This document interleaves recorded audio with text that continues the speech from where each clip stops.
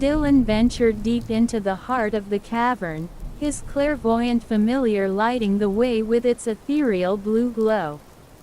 Stalactites and stalagmites cast eerie shadows, creating a labyrinth of rocky formations.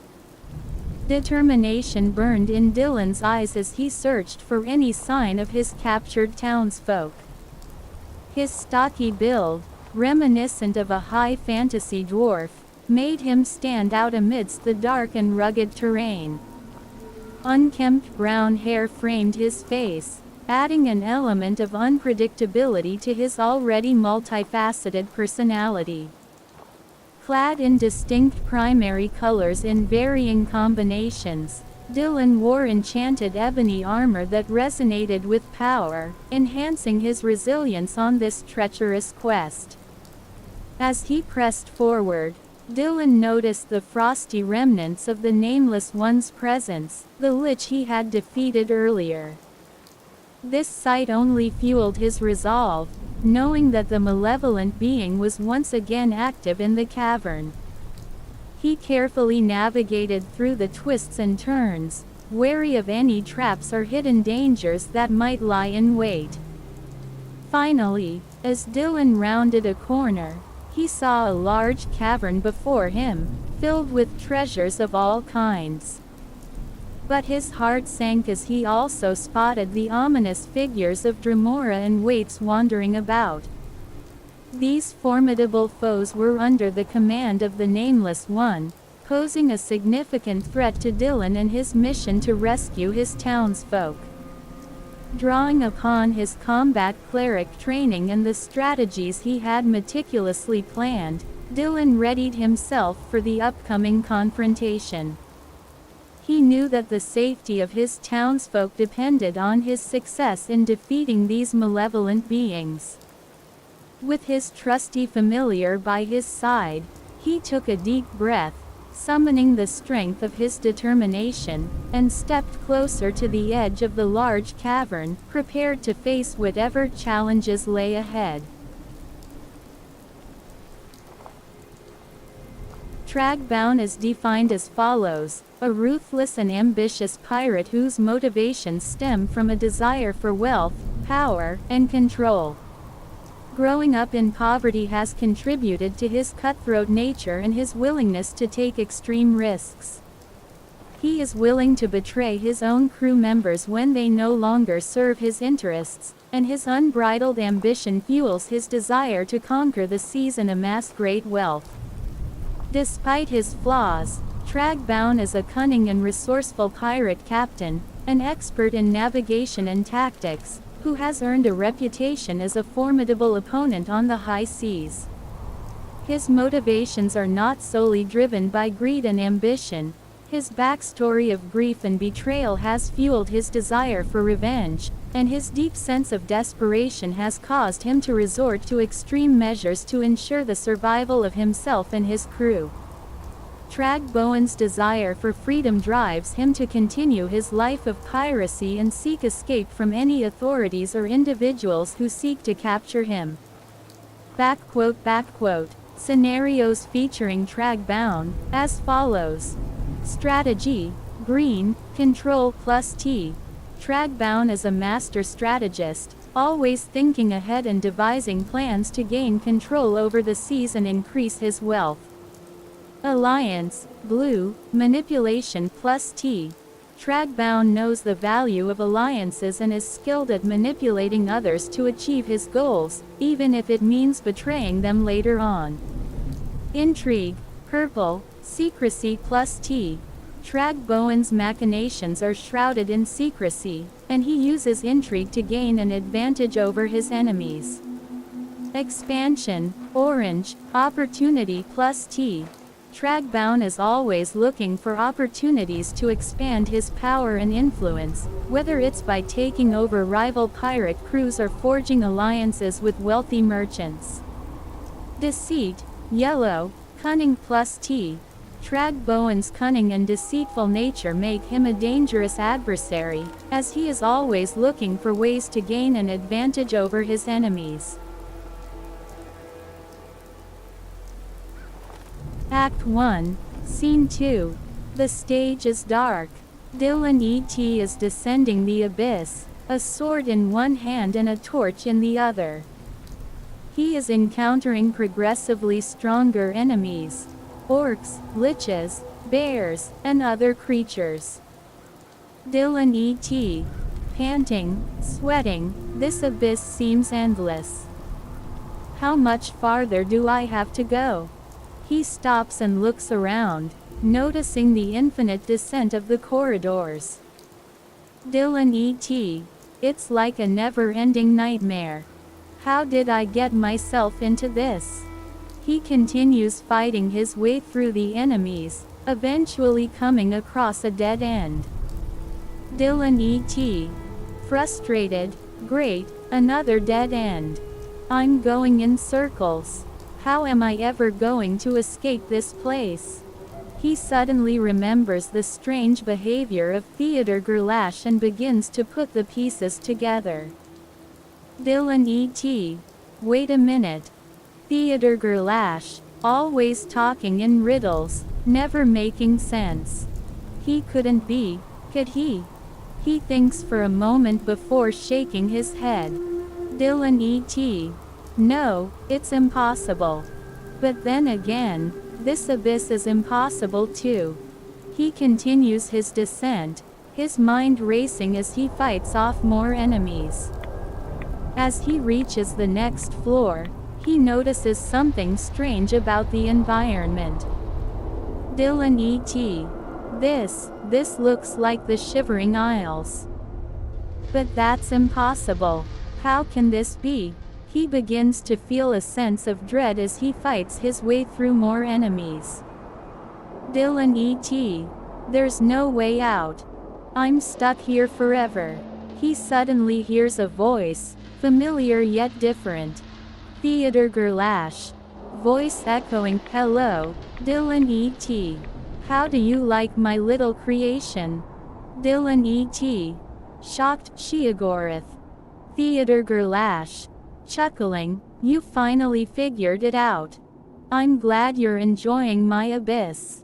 It's been so long since I've had a good plaything down here. Dillon E.T. Angry, you're insane. You created this madness. Why? Theodore Gerlache. Still chuckling, oh, I created this place for the fun of it, of course. But don't worry, you'll be able to leave soon enough. Just defeat the next set of enemies and you'll be able to escape. Dillon E.T. Skeptical, why should I believe you? Theodore Gerlache. Smiling, because I'm a man of my word, and because it's no fun if you don't have a chance to escape. Dillon E.T. reluctantly continues fighting his way through the next set of enemies, eventually reaching the end of the floor. A portal appears, and he steps through it, suddenly finding himself back in the real world. Dillon E.T. Gasping for breath, I made it. I'm back. He looks around, the weight of the experience heavy on his mind. Dillon E.T. Thoughtful Theodore Gerlache. Sheogorath. It all makes sense now. But what kind of Daedric prince creates an endless abyss for their own amusement? He shakes his head, trying to rid himself of the memory. Dillon E.T. Determined, I need to warn others about this place. No one should have to endure that madness. He walks off stage, ready to warn others of the dangers of the abyss.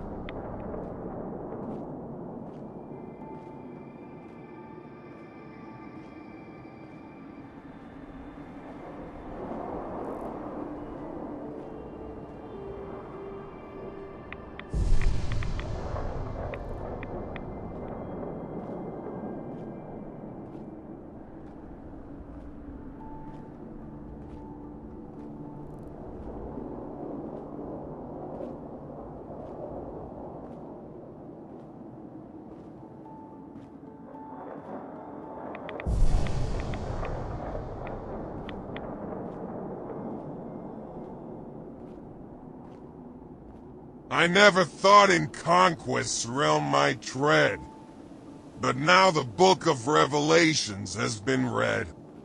I see a vision, a kingdom to reshape. With earth and heaven in my grip, only escape. I'm prepared for a conquest like no other. I'll dominate the world, call me conqueror. Terraforming nations, with power as my creed. In this divine mission, I'm fulfilling my need. The past will crumble as new foundations rise. Like scar before, I'll claim my prize fair. Malevolent intentions, they may say I bear. But in the name of change, I'll take my share. I'm prepared for a conquest like no other. I'll dominate the world, call me conqueror. Terraforming nations, with power as my creed. In this divine mission, I'm fulfilling my need. I'll reshape the land, from mountains to the shore. With each decision, the world transformed more. Selfish ambition, that's what they may claim. But in these actions, I'll bring a world without blame. The harem of the future, a tapestry untold. A world where love and unity unfold. Through power, malevolent, I may seem. But in my heart, it's a brighter world I dream. I'm prepared for a conquest like no other. I'll dominate the world, call me conqueror. Terraforming nations, with power as my creed. In this divine mission, I'm fulfilling my need. In the book of Revelations, my path is laid. A horseman of conquest, no price till I paid. With assertive strides, I'll shape the world anew. In the style of Scar, a vision fierce and bold.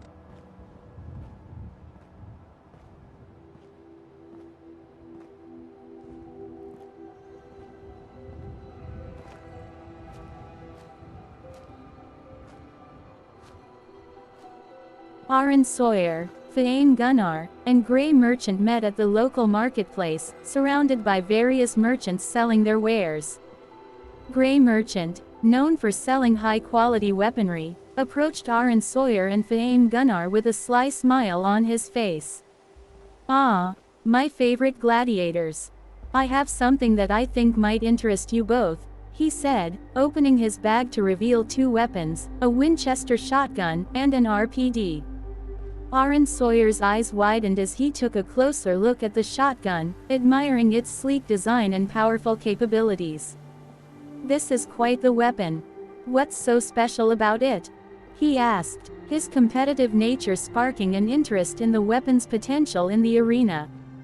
Grey Merchant grinned. "It's a Winchester shotgun, my friend. The best of the best. It's light, easy to handle, and can deliver a lethal blow at close range.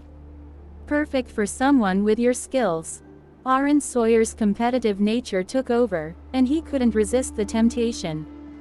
"I'll take it," he said, handing over the required payment, eager to put the weapon to the test in the arena. Fain Gunnar, meanwhile, examined the RPD with a critical eye, assessing its weight and capabilities. "This looks like a powerful weapon, but is it accurate?" he asked, knowing that accuracy was crucial to his strategic approach to combat. Grey Merchant nodded. "Extremely accurate. You won't find a better weapon for controlling the battlefield." Fain Gunnar was convinced. "I'll take it," he said, handing over the payment, knowing that the RPD would be a valuable addition to his arsenal. As they parted ways, Aaron Sawyer and Fain Gunnar couldn't help but feel a sense of excitement and anticipation. They both knew that with their skills and their new weapons, they would be unstoppable in the arena. Unstoppable in the arena.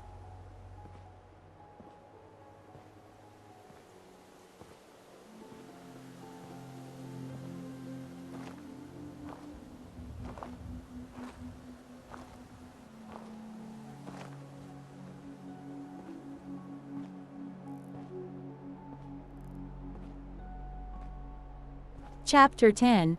Edward's Epiphany.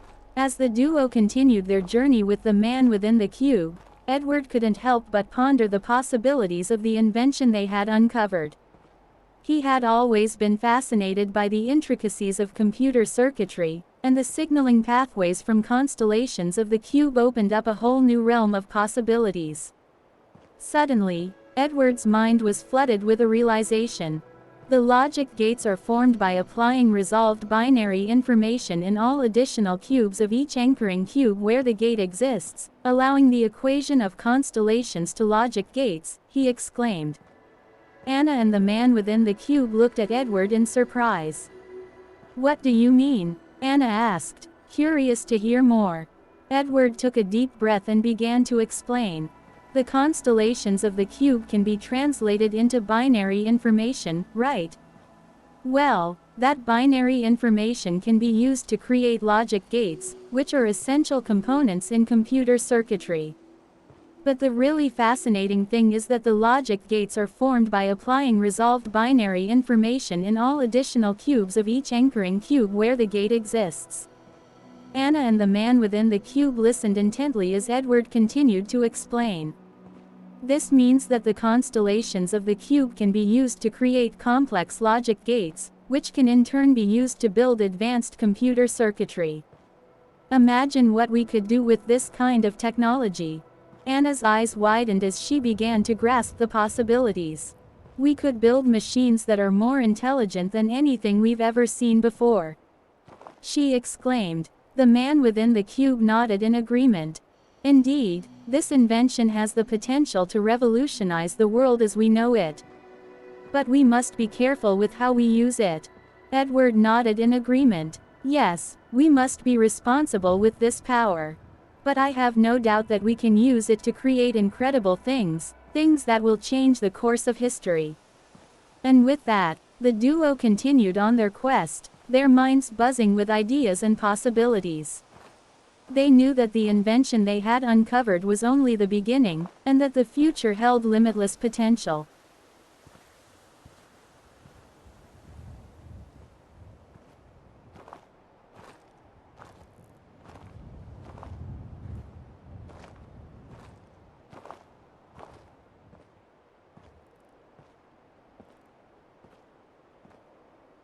Sunsets. Apex Finale. Act 1. As the dawn rises on the battlefield, Gibraltar, Loba, and Bangalore are geared up and ready to dive into the action. They stand in the dropship, adrenaline pumping as they wait for the doors to open. Let's see what we have over As here. the dropship approached the terrain, Gibraltar quickly Let's see checked what we his have map over while here. Loba suggested landing in the estates, pointing Never out the mind. central tower. The rival see squads what we have over watched, here. and the trio dived as Gibraltar tucked into a cannonball, with Loba leading them over Let's the see what we massive have over turbine here. at the heart of the fray. At the 45-second mark, Gibraltar makes a tactical move and breaks off from the group, landing outside the estate. He quickly assesses his surroundings and locates a nearby building, ready to arm himself for battle. Shotgun bolt here, level 3. Meanwhile, Loba is in the biggest and most centered building in the estates, Reloading. and she starts trading Got bullets with behind me. another Round 1. trio. Beginning ring countdown. Enemy down. Bangalore, the rookie of the group, loots the edges of the estate. Reloading. For 30 seconds, Loba is left alone and manages to knock down one of the enemy trio. At 1 minute and 45 seconds, Gibraltar arrives on the scene, firing from a perch above Bangalore and getting a moonshot on the second enemy of the trio, finishing off a My bloodhound. ultimate's charged and ready to go. Laser sight here, level 3. Contact. Taking the shot. Good The third enemy attempts to get the high ground, but Lova chases her down and kills her outright, eliminating the first enemy trio from the map at the 2-minute mark. In summary, within the first 2 minutes of the Battle Royal, Gibraltar, Lova, and Bangalore survive their first encounter with another trio, with Gibraltar playing a key role. Welcome to the shop. I've got just the thing for you. At the beginning of the 3rd minute of the Battle Royal, Lova deploys her black market boutique, which allows nearby loot to be teleported to her My and her allies. favorite kind of loot. Gibraltar that's takes all advantage mine. of this and loots the area, picking up syringes, light and heavy ammo, and a laser sight. Meanwhile, Bangalore is still looting the edges of the estates, out of range of the black market. Buy and fly, we've got to move. At exactly 3 minutes into the Reloading. match, Gibraltar begins ascending the high ground in the center of the estates but is suddenly shot in the back by an octane, taking 4 to 5 bullets from an assault rifle. Despite the surprise attack, Gibraltar manages to make it into cover and turns around to fire his entire clip, hitting Octane 3 times, but is shot in the back by Lifeline. He moves down the ramp into new cover while using his 30 to 30 to take out Octane from the game. Firing. As Gibraltar and Bangalore continue to engage in the firefight, Lifeline tries to move in to flank them, but Lova alerts Gibraltar, unloading his R99 One down. Contact. into Lifeline. The unknown My ultimate's legend charged fighting and ready to go. Bangalore is Recharging eventually shields. eliminated, leaving Gibraltar, Lova, and Bangalore as the only survivors of the second enemy trio.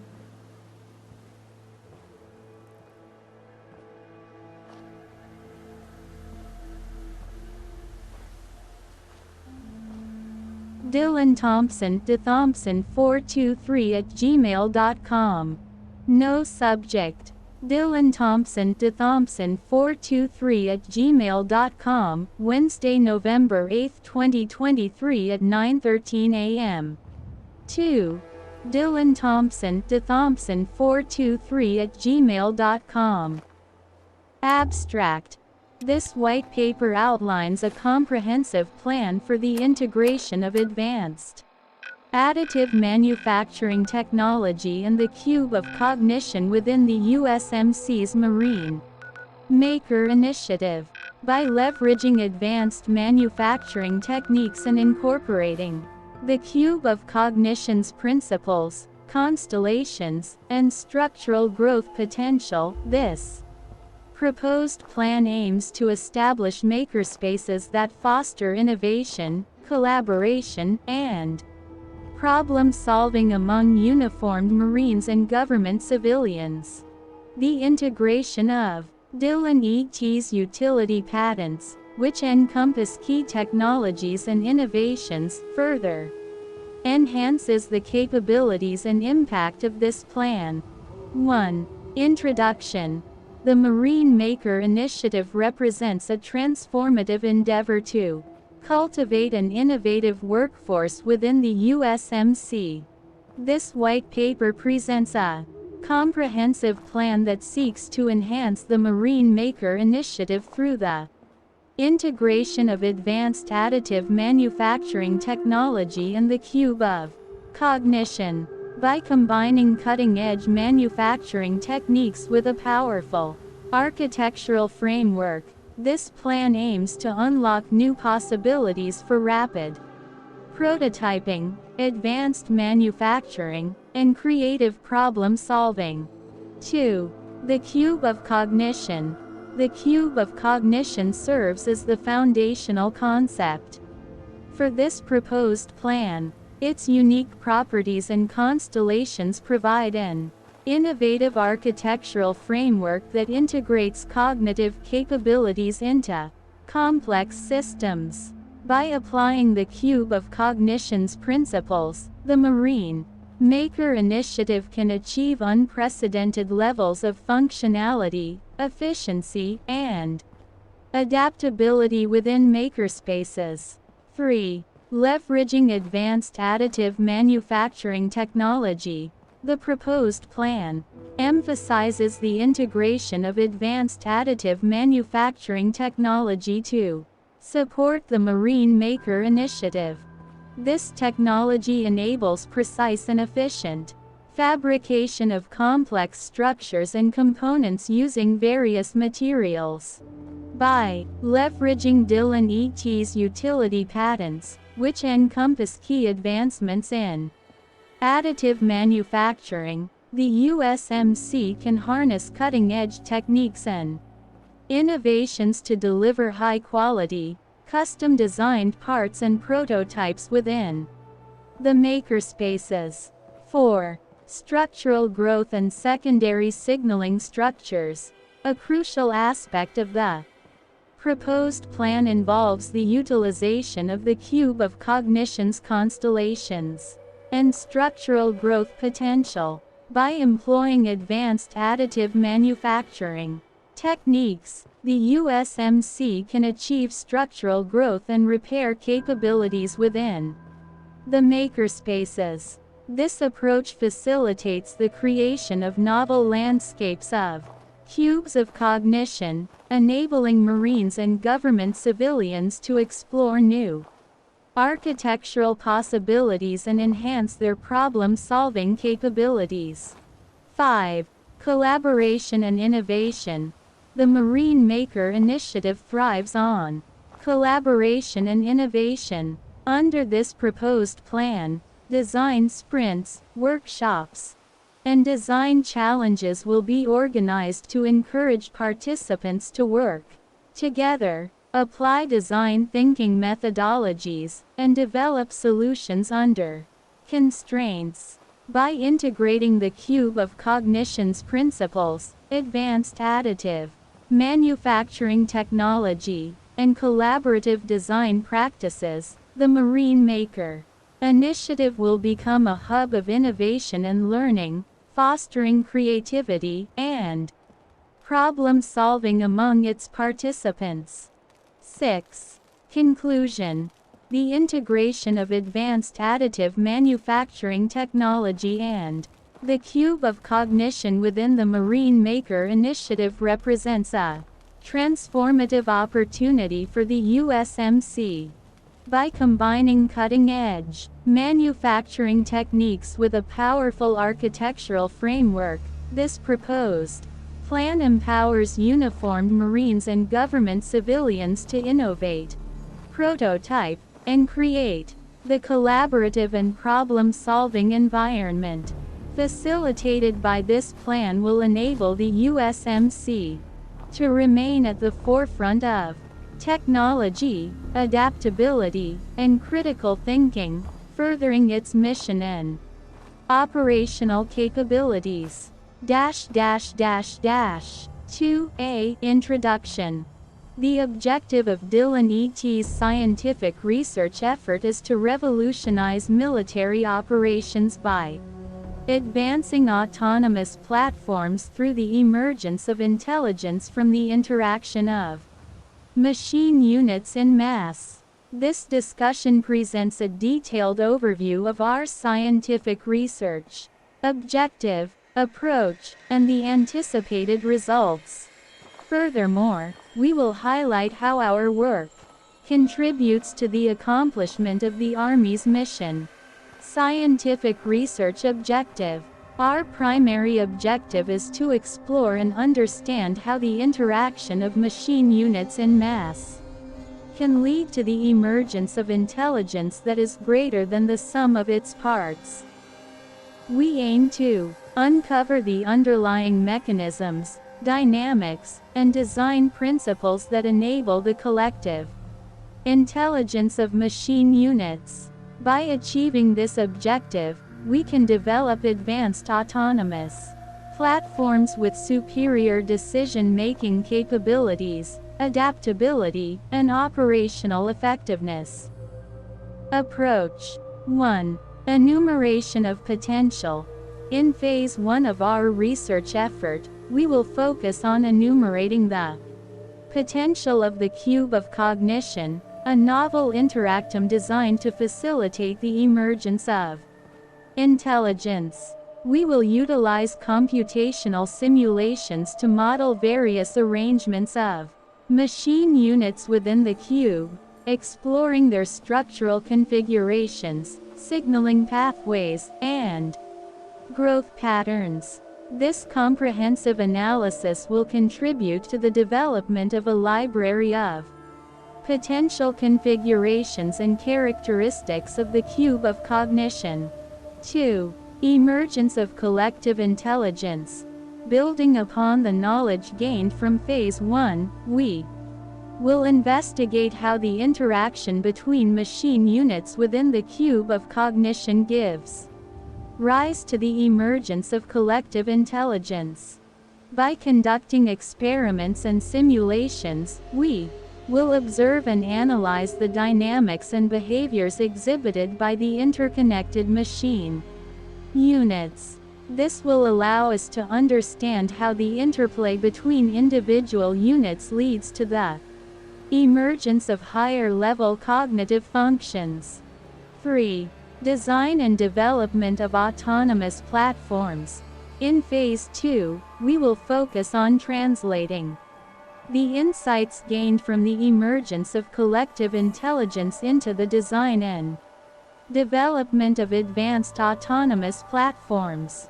We will create virtual intelligences of increasing abilities that will serve as the basis for developing artificial intelligence systems.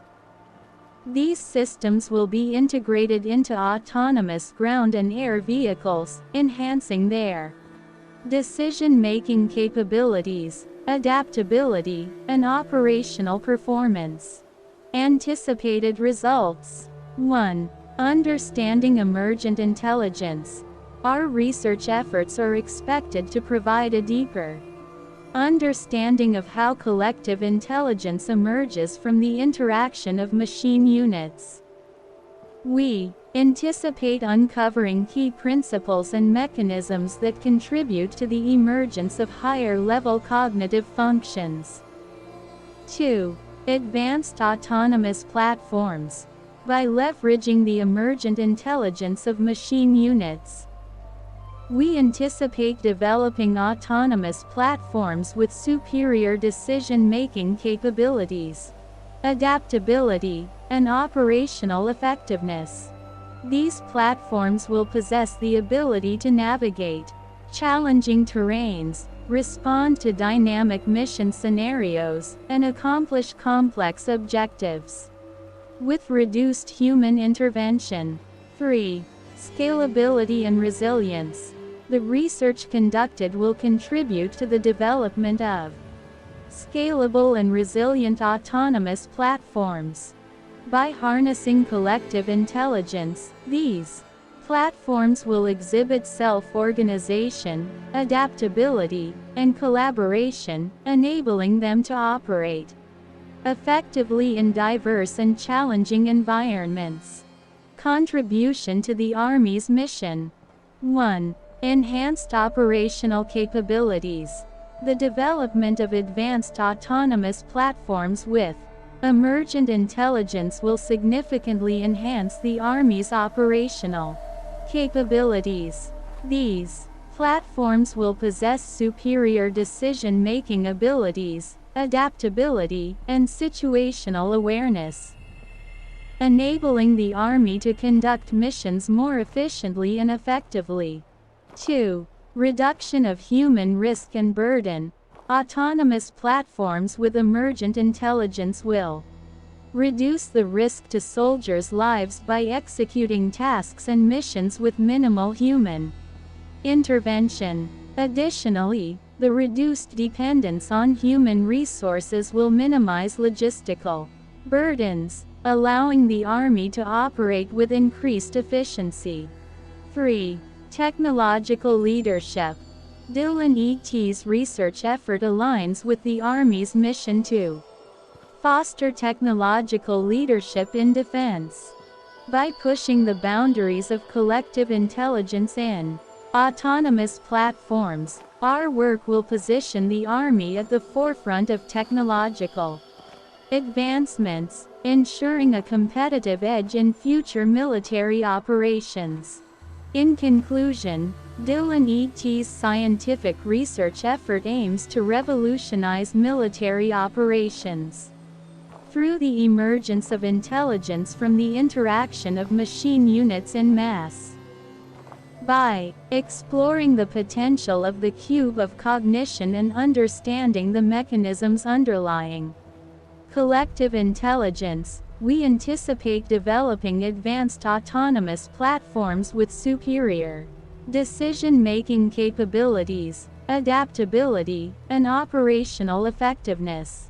These platforms will contribute to the accomplishment of the Army's mission by enhancing operational capabilities, reducing human risk and burden, and establishing technological leadership in defense. B. Capabilities, related experience and past performance, and facilities. BioFX Laboratory Inc., as a newly formed entity, does not have prior contract experience to demonstrate. However, our team of experts, led by Director Dillon E.T., possesses extensive knowledge and expertise in relevant fields. Our multidisciplinary team includes researchers, computer programmers, renderers, and mechanists who have a strong background in conducting innovative research and development.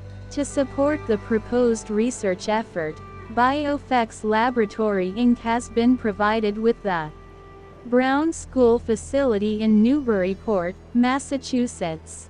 This facility will serve as our primary research hub, offering the necessary infrastructure to support computational simulations and analysis required for the research. We also plan to leverage collaborations and teaming agreements with other organizations, academic institutions, industry partners, and government agencies to access additional facilities and resources that may be required for specific aspects of the research. Our commitment is to leverage our expertise, the available infrastructure, and potential collaborations to ensure a well-rounded and comprehensive research effort. While our specific contract experience may be limited as a newly formed entity, we are confident in our capabilities to execute the proposed research project successfully. Government support and coordination. Dillon E.T. requests the following support from the government. 1. Government-furnished equipment (GFE), access to high-performance computing systems and software tools for modeling and simulation. 2. Government-furnished information (GFI), expert guidance from relevant government agencies, such as the U.S. Army Corps of Engineers. 2. Phase 1. B. Task 1. Energy signal standardization. Objective: develop a standardized protocol for energy signal transfer between machine units. Approach: analyze the results from Task 1 to 3 to determine the most efficient energy transfer mechanisms and design a standardized protocol. Task 2. Machine body proliferation. Objective: design and develop machine units dependent on structural growth from constellations of the cube and signaling pathways from constellations of the cube. Approach: utilize the library created in Phase 1 to develop machine units based on identified growth patterns and signaling mechanisms. Task 3. Dendritic arms development. Objective: develop patentable complexes of cubes for use in dendritic arms.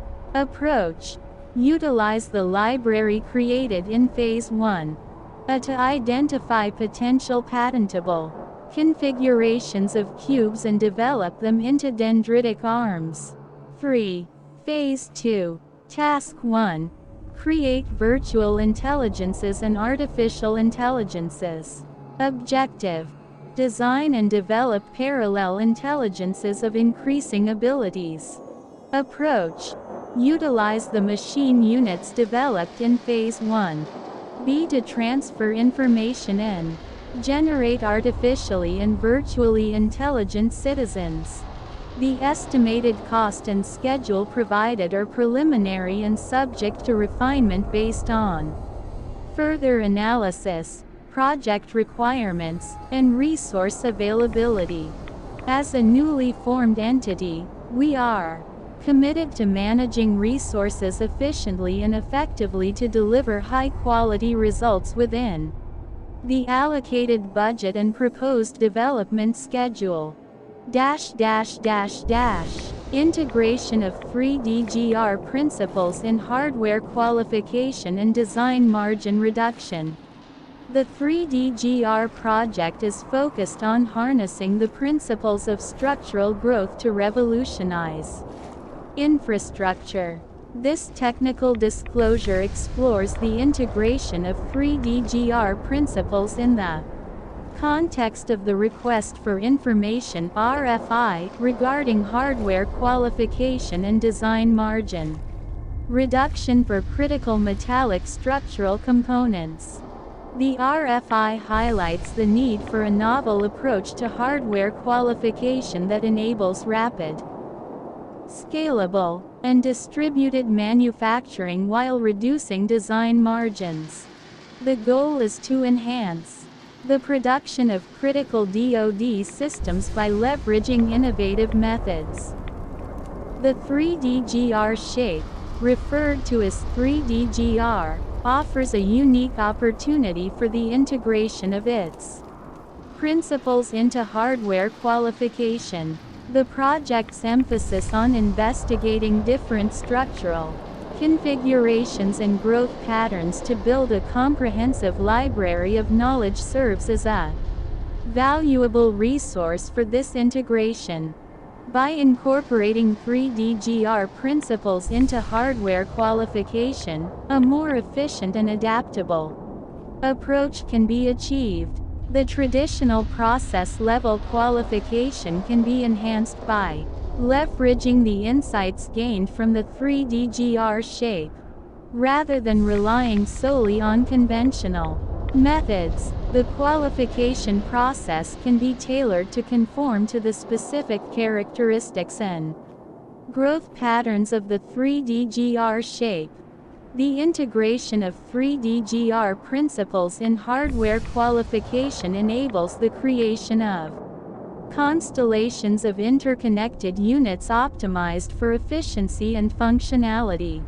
The comprehensive library generated during the 3DGR project provides valuable insights into the workings of structural growth, allowing for the development of a resilient infrastructure.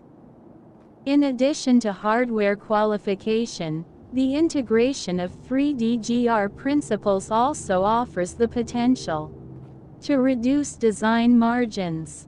By understanding and leveraging the inherent adaptability and flexibility of the 3DGR shape, design margins can be minimized while ensuring the performance and reliability of critical metallic structural components. This optimization of design margins promotes efficiency, production rate, and the optimal use of resources in engineered systems. In conclusion, the integration of 3DGR principles in hardware qualification and design margin reduction presents a transformative approach to enhancing infrastructure. The 3DGR shape, with its unique structural configurations and growth patterns, serves as a foundation for this integration. By leveraging the comprehensive library of knowledge generated during the 3DGR project, the hardware qualification process can be tailored to conform to the specific characteristics and growth patterns of the 3DGR shape, leading to more efficient and adaptable infrastructure.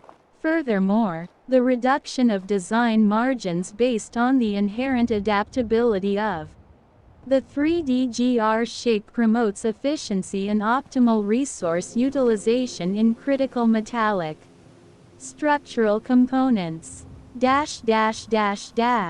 Executive summary. This technical discourse explores the integration of advanced canon technology with cognitive capabilities to create next-generation armaments with artificial intelligence. By incorporating cognitive processing into cannons, they can operate as intelligent citizens on the battlefield. The concept of cognitive integration involves equipping cannons with machine units from the cube of cognition, which serve as the core architecture of their intelligence. Structural growth from constellations of the cube of cognition allows for the expansion of interconnected systems within the landscape of cubes of cognition, enhancing decision-making capabilities. Signaling pathways from constellations of the cube of cognition facilitate information transmission between interconnected cubes, creating complex secondary signaling structures. Future development requires advancements in machine unit design, optimization of structural growth, and signaling pathway concepts. The integration of advanced cannon technology and cognitive capabilities enables cannons to operate as artificially intelligent citizens, enhancing their capabilities and contributing to more effective military operations. Machine units from the cube of cognition. To achieve cognitive integration, cannons can be equipped with machine units from the cube of cognition, serving as the core architecture of their intelligence. These machine units consist of a charged core surrounded by 26 cubes of cognition and potentially 45 dendritic arms. They enable information processing within the cannon's cognitive framework and receive input from neighboring machine units. Structural growth from constellations of the cube of cognition (SGCCC). The concept of SGCCC involves adding additional cubes of cognition to the orbitals of an anchoring cube of cognition within a landscape of cubes of cognition. This process creates constellations of the cube of cognition and secondary structures. Signaling pathways from constellations of the cube of cognition (SPCCC). SPCCC enables the transmission of information between interconnected cubes of cognition within the cube of cognition landscape. Gates within the cubes of cognition facilitate this transmission, resulting in the creation of complex secondary signaling structures. In conclusion, the integration of advanced cannon technology with cognitive capabilities presents a transformative approach to next-generation armaments. By incorporating cognitive processing through machine units from the cube of cognition, cannons can transcend their traditional role and operate as intelligent citizens on the battlefield. The concept of structural growth from constellations of the cube of cognition empowers cannons with the ability to expand interconnected systems and structures within the landscape of cubes of cognition, thereby enhancing their decision-making capabilities. The establishment of signaling pathways from constellations of the cube of cognition further facilitates effective communication and information transfer among interconnected cubes, resulting in the formation of complex secondary signaling structures. B. Objectives and approach. 1. Phase 1. A. Task 1. Enumerate constellations of the cube. Objective. Identify potential structural configurations of the cube. Approach. Use computational simulations to model various arrangements of the cube. Task 2. Enumerate signaling pathways from constellations of the cube. Objective. Determine the signaling mechanisms between different constellations of the cube. Approach. Analyze the results from Task 1 using computational tools to identify signaling pathways. Task 3. Enumerate structural growth from constellations of the cube. Objective. Determine how the cube can grow structurally from different constellations. Approach. Analyze the results from Task 1 using computational tools to identify potential growth patterns. Task 4. Create library of the cube of cognition. Objective. Compile all information gathered from Tasks 1 to 3 into a comprehensive library of the cube of cognition. Approach. Organize data from Tasks 1 to 3 into a user-friendly format for future reference. 2. Phase 1. B. Task 1. Energy signal standardization. Objective. Develop a standardized protocol for energy signal transfer between machine units. Approach. Analyze the results from Task 1 to 3 to determine the most efficient energy transfer mechanisms and design a standardized protocol. Task 2. Machine body proliferation. Objective. Design and develop machine units dependent on structural growth from constellations of the cube and signaling pathways from constellations of the cube. Approach. Utilize the library created in Phase 1. To develop machine units based on identified growth patterns and signaling mechanisms. Task 3. Dendritic arms development. Objective. Develop patentable complexes of cubes for use in dendritic arms. Approach. Utilize the library created in Phase 1. To identify potential patentable configurations of cubes and develop them into dendritic arms. 3. Phase 2. Task 1. Create virtual intelligences and artificial intelligences. Objective. Design and develop parallel intelligences of increasing abilities. Approach. Utilize the machine units developed in Phase 1. B. To transfer information and generate artificially and virtually intelligent citizens. Biofx Laboratory Inc. possesses proprietary rights to the patented technologies associated with the rules of interaction of the 3D golden rhombus, as documented in 17/800-3137.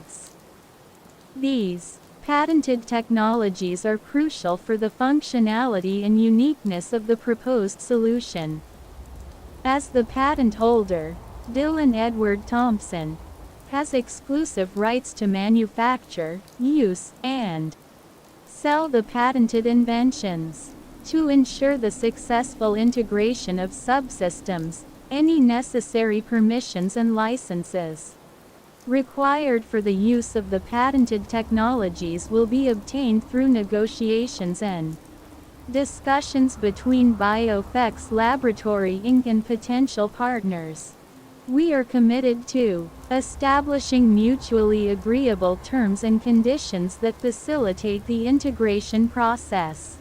Core competencies. Research and development. Our team of experts possesses extensive knowledge and expertise in relevant fields, allowing us to conduct innovative research and development projects.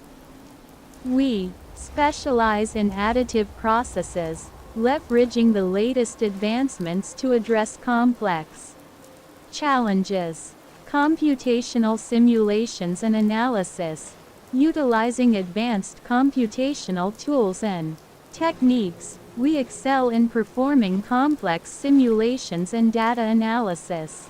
Our expertise in computational biology and data-driven modeling enables us to optimize processes and make informed decisions. Multidisciplinary team.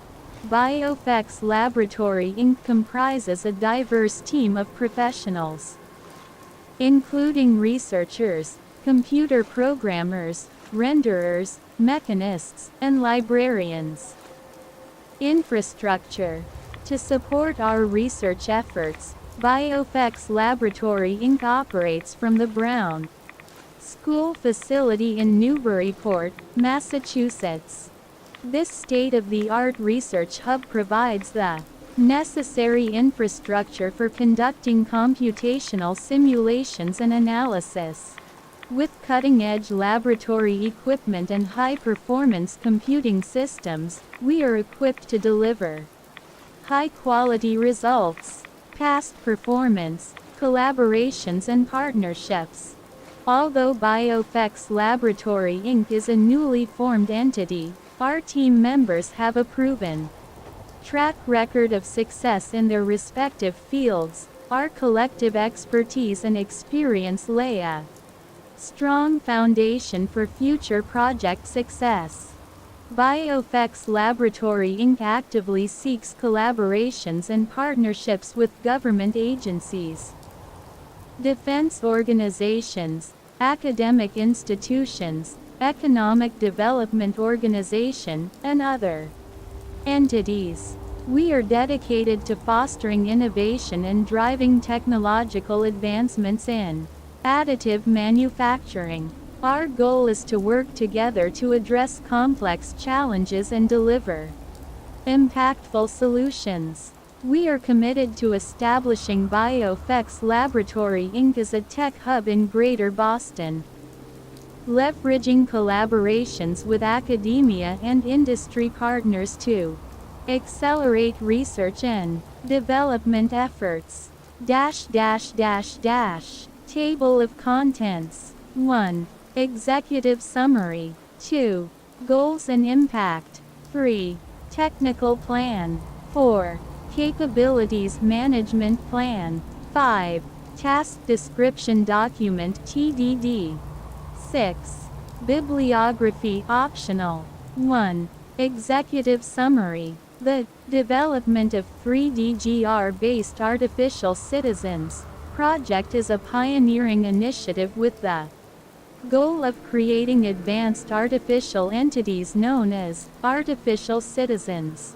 These entities will possess cutting-edge cognitive capabilities, adaptability, and communication skills, differentiating them from conventional artificial intelligence systems. The project aims to achieve this by leveraging innovative techniques rooted in the three-dimensional golden rhombus 3D-GR framework. This project's innovation lies in its distinctive approach, which merges the 3D-GR framework with neuroscience. By harnessing the inherent adaptability and complexity of the 3D-GR, we aspire to craft artificial entities capable of intelligent behavior, surpassing the limitations of existing AI systems. The project's scientific foundation is firmly rooted in the mathematical and computational principles of the 3D-GR framework. Through the emulation of essential biological attributes such as growth, communication, and artifacts, this project represents a pioneering effort in pushing the boundaries of artificial intelligence and complex systems engineering. The successful completion of this project has the potential to revolutionize numerous industries, including artificial intelligence, robotics, materials science, and energy storage. The development of artificial citizens with advanced cognitive abilities could catalyze transformative advancements in intelligent decision-making systems. While the project's primary focus is on artificial citizens, its innovations may have far-reaching implications for military applications. Enhanced energy storage, streamlined manufacturing, and intelligent sensor networks could significantly enhance military equipment and capabilities. The project is led by Director Dillon E.T Thompson and a multidisciplinary team of experts, encompassing research, computer programming, rendering, and mechanistic design. Their collective expertise is instrumental for the successful execution of this pioneering research. The project involves proprietary technologies and concepts, including innovations associated with the 3DGR framework. Robust intellectual property protections, including patents and licenses, will be established to safeguard these innovations. 3.2. Goals and Impact. Project title: Development of 3DGR-based artificial citizens. Objective: the primary goal of the development of 3DGR-based artificial citizens project is to create complex and highly advanced artificial entities known as artificial citizens using innovative techniques based on the three-dimensional golden rhombus 3DGR framework. These artificial citizens will possess advanced cognitive capabilities, adaptability, and communication skills, setting them apart from traditional artificial intelligence systems. Innovation and novelty. This project's innovation lies in its unique approach, drawing inspiration from the 3DGR and applying it to artificial intelligence and robotics. While existing AI systems are limited in their adaptability and complexity, the integration of 3DGR principles offers a novel pathway to create artificial entities capable of intelligent behavior. Scientific rationale. The scientific rationale for this project is rooted in the mathematical and computational principles of the 3DGR framework. By replicating essential features of biological organisms, such as growth, communication, and adaptability, the project aims to push the boundaries of artificial intelligence and complex systems engineering. The project's scientific foundation makes it a pioneering endeavor in the field of AI research. Potential impact. The successful completion of this project has the potential to revolutionize various industries and fields, including artificial intelligence, robotics, materials science, and energy storage. The development of artificial citizens with advanced cognitive abilities could lead to transformative advancements in automation, human-robot interaction, and intelligent decision-making systems. Military applications. While the primary focus of this project is on the development of artificial citizens, the innovations may have implications for military applications. Enhanced energy storage capabilities, streamlined manufacturing processes, and intelligent sensor networks could contribute to improved military equipment and capabilities. Intellectual property. The project involves proprietary technologies and concepts, including innovations associated with the 3DGR framework. Proper intellectual property protections, including patents and licenses, will be established to safeguard these innovations. Conclusion. The development of 3DGR-based artificial citizens project represents a groundbreaking initiative at the intersection of AI, robotics, and complex systems engineering. Its potential to create highly advanced artificial entities has far-reaching implications for industries and fields seeking transformative advancements. This project aligns with the mission of BioFX Laboratory Inc. to pursue high-risk, high-reward research and contribute to the advancement of science and technology. 4. Technical plan. The creation of the 3DGR library. The development of 3DGR-based artificial citizens project is a pioneering endeavor that seeks to revolutionize the field of artificial intelligence (AI) by creating highly advanced artificial entities known as artificial citizens. This project is divided into multiple phases, and in this section, we will delve into Phase 1, specifically Task 1, the creation of the 3DGR library. Introduction. The 3DGR, three-dimensional golden rhombus, library represents the foundational cornerstone of this ambitious research project. Its creation marks a significant step towards unlocking the potential of 3DGR-based AI systems.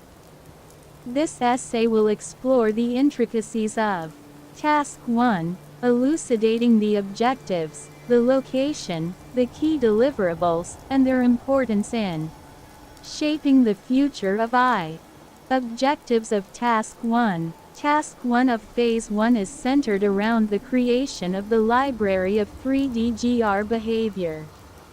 The primary objective is to document the behaviors of critical components of the 3DGR, which include the 3DGR battery, rules of interaction, signaling rules, and the machine unit.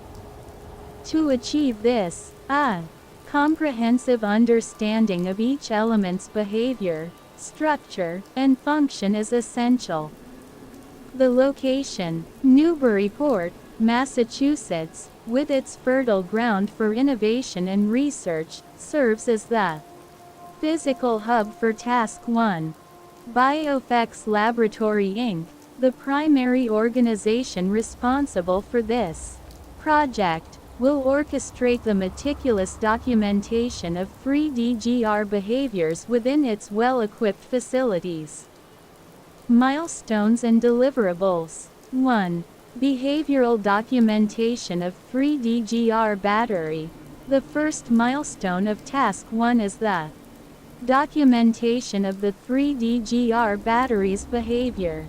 This includes detailed information about its geometric properties, structural integrity enhancement through graphene bonds, energy optimization with graphene aerogel, and mirrored symmetries.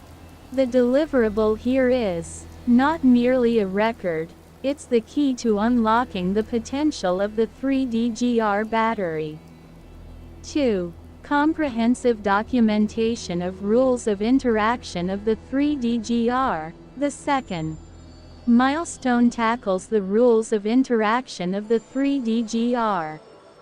The deliverable is a comprehensive documentation elucidating the principles and mechanisms underpinning the interactions of 3DGRs. This documentation is crucial for understanding how the 3DGRs will be additively manufactured towards the creation of artificial citizens. 3. Define the behavior of signaling rules. Task 1's third milestone focuses on the signaling rules of the 3DGR.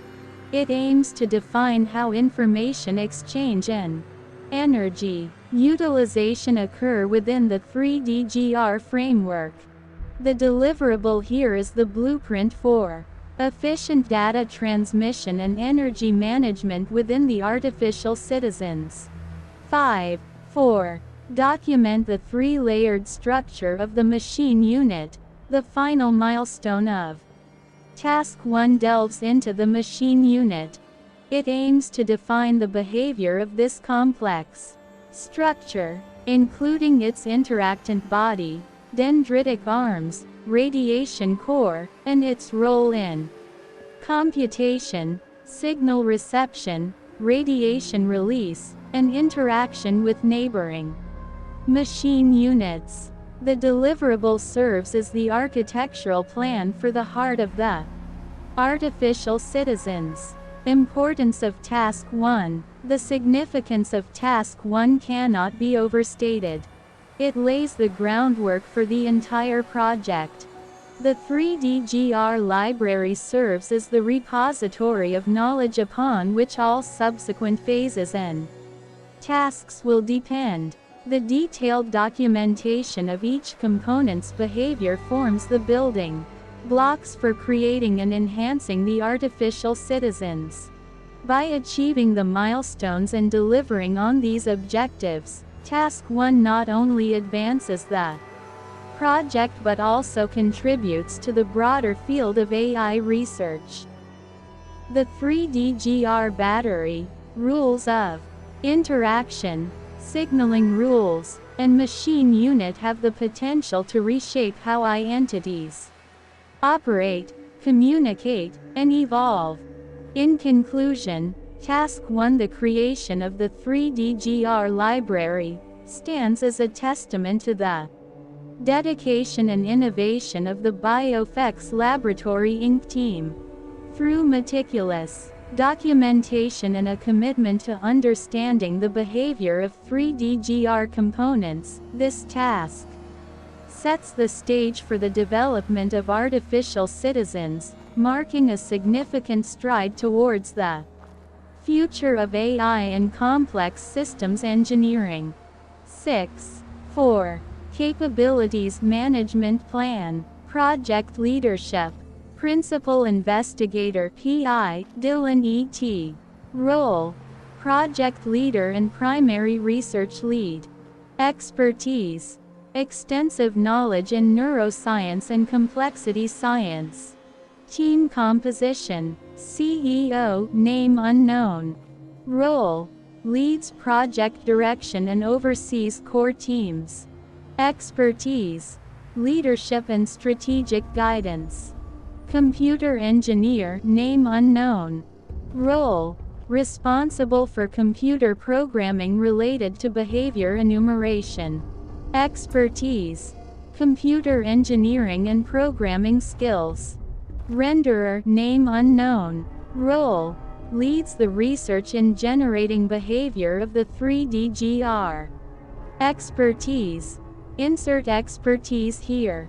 Mechanist, name unknown. Role: leads the development of artificial citizen prototype. Expertise: insert expertise here. Librarian, name unknown. Role: leads the composition of the library. Expertise: knowledge management and information organization. Project management: clear roles and responsibilities will be defined for all team members to ensure effective execution of the project. Communication protocols and reporting requirements will be established to ensure transparency and accountability. Measurable milestones with quantifiable metrics will be set to monitor progress. Regular project reviews will be conducted to assess adherence to timelines, milestones, and project goals. 7. Attachment 1. The objective of this proposal is: this proposal aims to develop an advanced AI framework through 3 phases. In Phase 1, BioFX Laboratory will establish a comprehensive library of 3DGR behavior by documenting intricate behaviors of 3DGR components. In Phase 2, the focus shifts to constructing sophisticated artificial citizens, utilizing machine units as a foundation.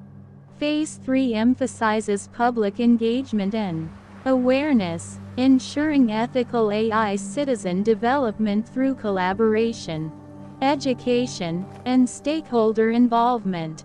This ambitious project aims to create cutting-edge AI technology while prioritizing ethical considerations and public understanding. Phase 1 Base. Task 1. 3DGR Library. Objective: creation of the library of 3DGR behavior. Task description: document behaviors of 3DGR battery. Rules of interaction, signaling rules. And machine unit. Location: Newburyport, Massachusetts, 01950. Primary. Organization: Responsible Biofex Laboratory Inc. Human subjects are animal research. No. Associated milestones deliverables. 1. Behavioral. Documentation of 3DGR. Battery. Document the behavioral aspects of the 3DGR battery invention, including its geometric properties, structural integrity enhancement through graphene bonds, energy optimization with graphene aerogel, and mirrored symmetries. 2. Comprehensive documentation of rules of interaction of the 3DGR. Document the principles and mechanisms underlying the rules of interaction of the 3DGR, including the creation of neighborhoods and the attachment of additional 3DGRs. 3. Define the behavior of signaling rules, particularly in terms of information exchange and energy utilization of the 3DGR.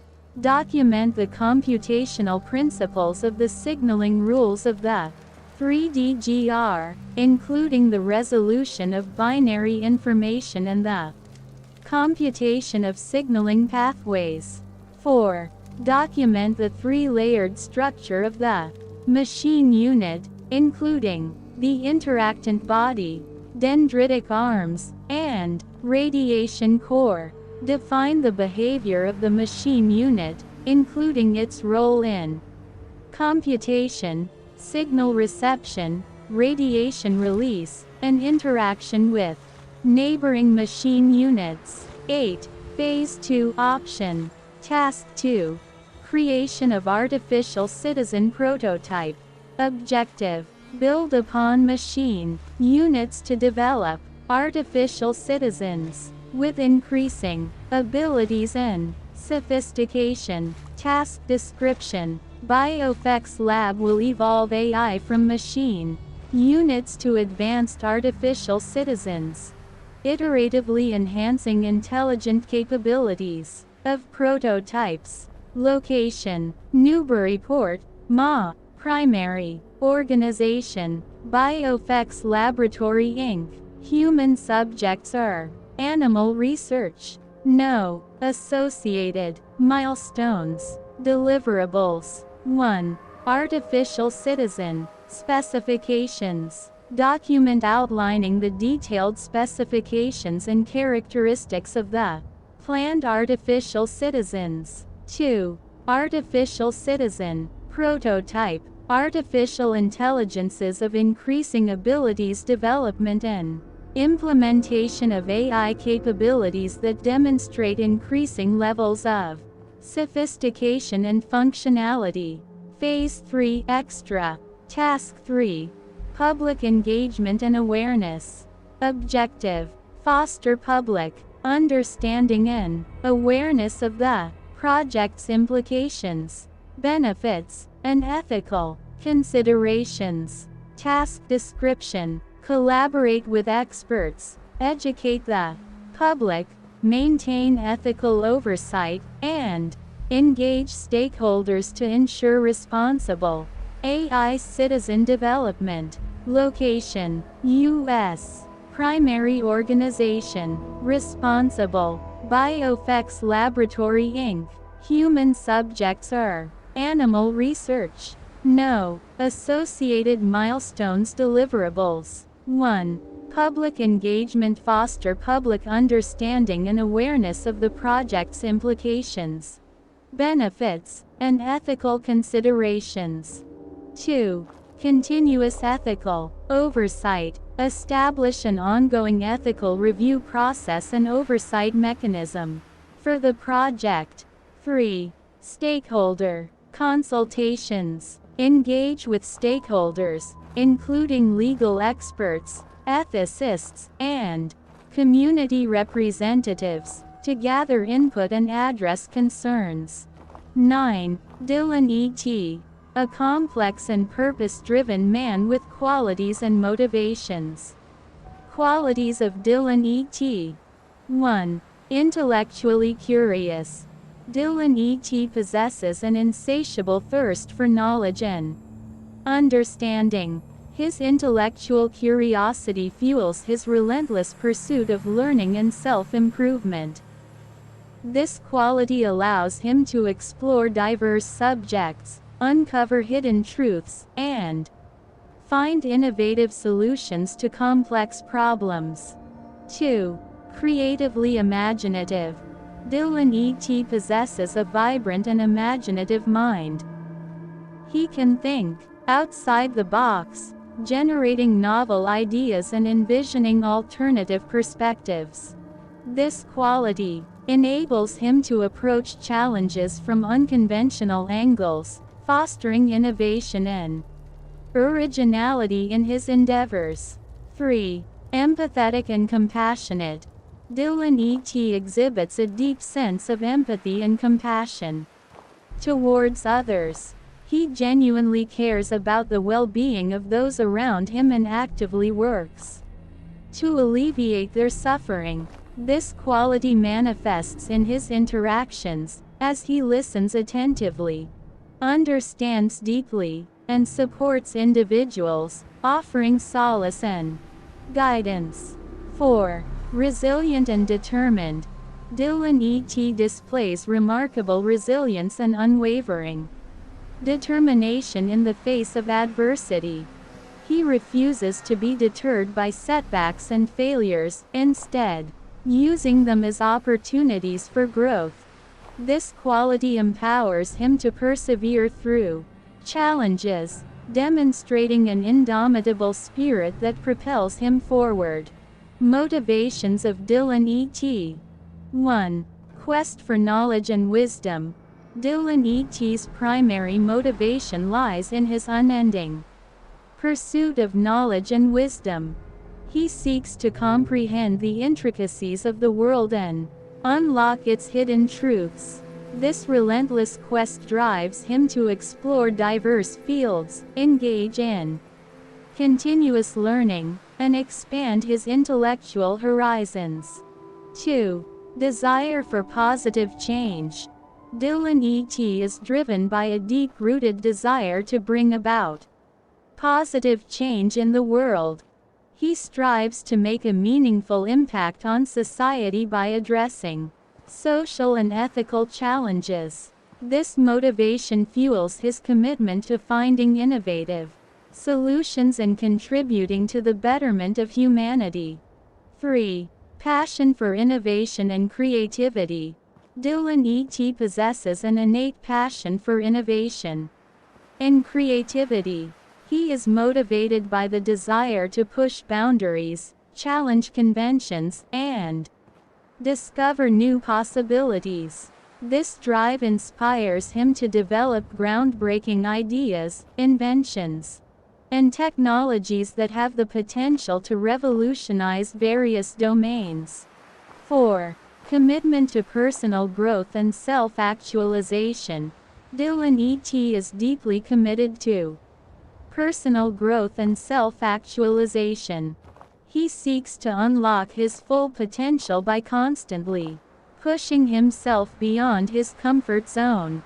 This motivation drives him to embrace challenges, acquire new skills, and evolve as an individual, enabling him to make a more significant impact on the world. 10. Volume 2. Price Proposal.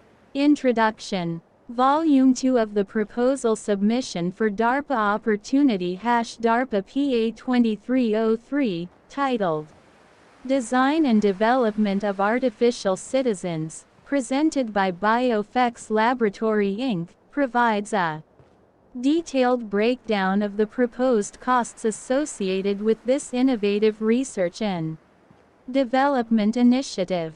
This section demonstrates our understanding of the project's scope, resource allocation, and overall feasibility in financial terms. Section 1.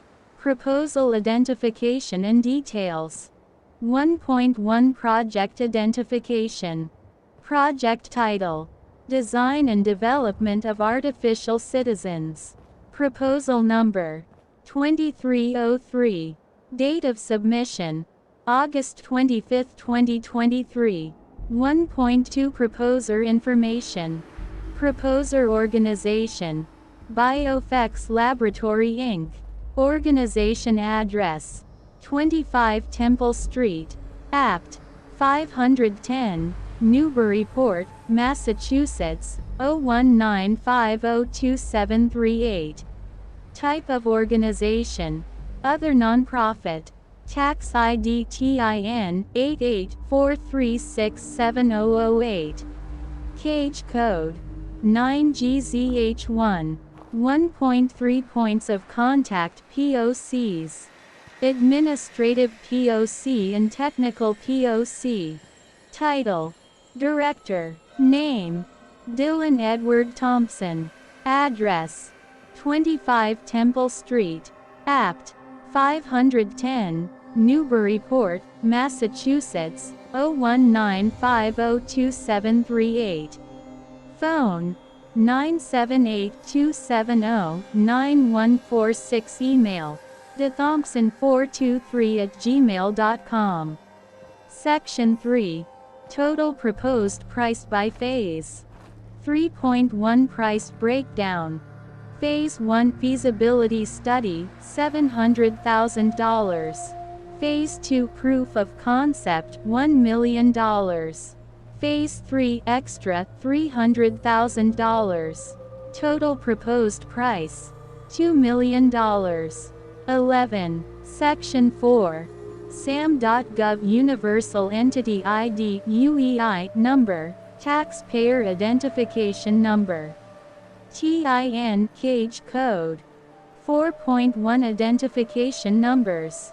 SAM.gov UEI Number, QTXWNGWQYC65. Taxpayer Identification Number TIN 8843670008. Prime Organization Cage Code 9GZH1. Section 5. Date Proposal was prepared and Proposal Validity Period. 5.1 Preparation Date: August 25, 2023. 5.2 Proposal Validity Period: Minimum 365 days, valid until December 15, 2025. Section 7. Materials, Supplies, Equipment, and Other Direct Costs. 7.1 Materials and Supplies. The project involves the acquisition of graphene, a crucial material for the carbon structure. The costs associated with obtaining graphene, including any necessary purification and processing, will be accounted for. It's anticipated that the cost of graphene will be influenced by factors such as quality, quantity, and sourcing method. Backup documentation and quotes from suppliers will be provided to substantiate the estimated costs. 7.2 Equipment. Given that the project will leverage a 3D printing approach, a key piece of equipment required is a 3D printer capable of working with the chosen material, graphene. The U.S. Army will provide the necessary 3D printer as part of the collaboration. While the specific details of the equipment costs will be outlined in the collaboration agreement, the project budget will account for any associated operational costs, maintenance, and consumables needed to support the printing process. 8.1 Breakdown of price components. 8.1.1 Direct labor. Personnel costs. Director Dillon E.T.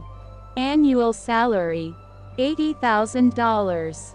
Percentage of annual hours for project 100%. CEO. Annual salary $80,000. Percentage of annual hours for project 100%. 12. Computer engineer. Annual salary $150,000. Percentage of annual hours for project 100%. Renderer. Annual salary $80,000. Percentage of annual hours for project 100%. Mechanist. Annual salary $80,000. Percentage of annual hours for project 100%. Librarian. Annual salary $80,000. Percentage of annual hours for project 100%. Total personnel costs. Total personnel costs Dillon E.T. $80,000, Director plus $80,000, CEO plus $150,000, Computer engineer plus $80,000, renderer plus $80,000, mechanist plus $80,000, librarian equals $550,000. 8.1.2 Materials. In addition to graphene and equipment costs, there will be other direct costs that contribute to the overall execution of the research effort. These costs may include expenses associated with testing and validation of the carbon structure, data analysis tools, software licenses for simulation and modeling, and any specialized tools or instruments required for the research. Any costs exceeding $5,000 will be supported by relevant documentation such as quotes, vendor estimates, or purchase orders. 8.1.3 Equipment purchases. Government support and coordination. Dillon E.T. requests the following support from the government.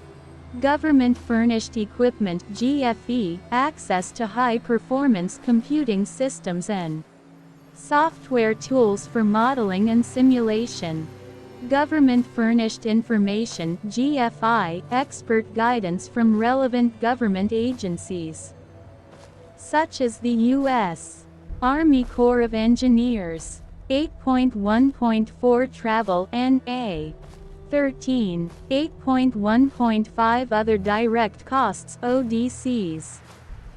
Fringe costs. Total fringe costs de minimis rate $24,000, 10% of total personnel costs.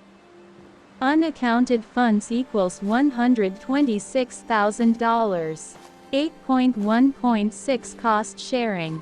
Research facilities and instrumentation. The research effort led by Dillon E.T. will primarily utilize the headquarters of BioFX Laboratory Inc. at the Brown School in Newburyport, Massachusetts. This facility provides the necessary infrastructure to support a headquarters. 8.1.7 Consultant costs N.A. 8.1.8 Subawardee costs N.A. 8.1.9 Requirements for other transactions. Dillon E.T., as the director of BioFX Laboratory Inc., plays a pivotal role in fulfilling the requirements for an other transaction (OT) agreement within the framework of the project, focused on architectural technologies replacing construction. Here, we detail how Dillon E.T. qualifies for specific considerations in accordance with the outlined requirements. Non-traditional defense contractor. Dillon E.T., through BioFX Laboratory Inc., is classified as a non-traditional defense contractor. BioFX Laboratory Inc. primarily operates in the field of bioengineering and advanced architectural technologies. While the organization has extensive expertise in materials science and innovative construction techniques, it does not traditionally engage in defense contracts. Dillon E.T's background in bioengineering and architectural innovation brings a fresh perspective to the project, making BioFX Laboratory Inc. a valuable non-traditional contributor to defense-related research efforts. Nonprofit Research Incorporation. Although BioFX Laboratory Inc. operates as a commercial entity, its mission is closely aligned with that of nonprofit research institutions. The organization is committed to advancing research and development in the fields of materials science, structural engineering, and architecture. BioFX Laboratory Inc. emphasizes innovation, knowledge sharing, and collaboration for the betterment of society, which aligns with the characteristics of nonprofit research institutions.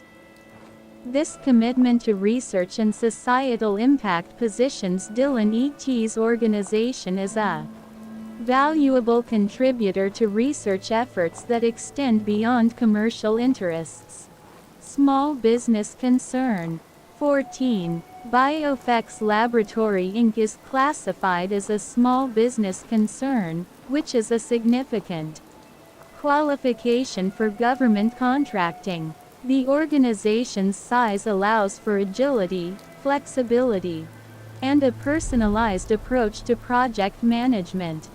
Being a small business enables BioFX Laboratory Inc. to respond rapidly to changing project requirements and allocate resources efficiently, ensuring that the project remains on schedule and within budget.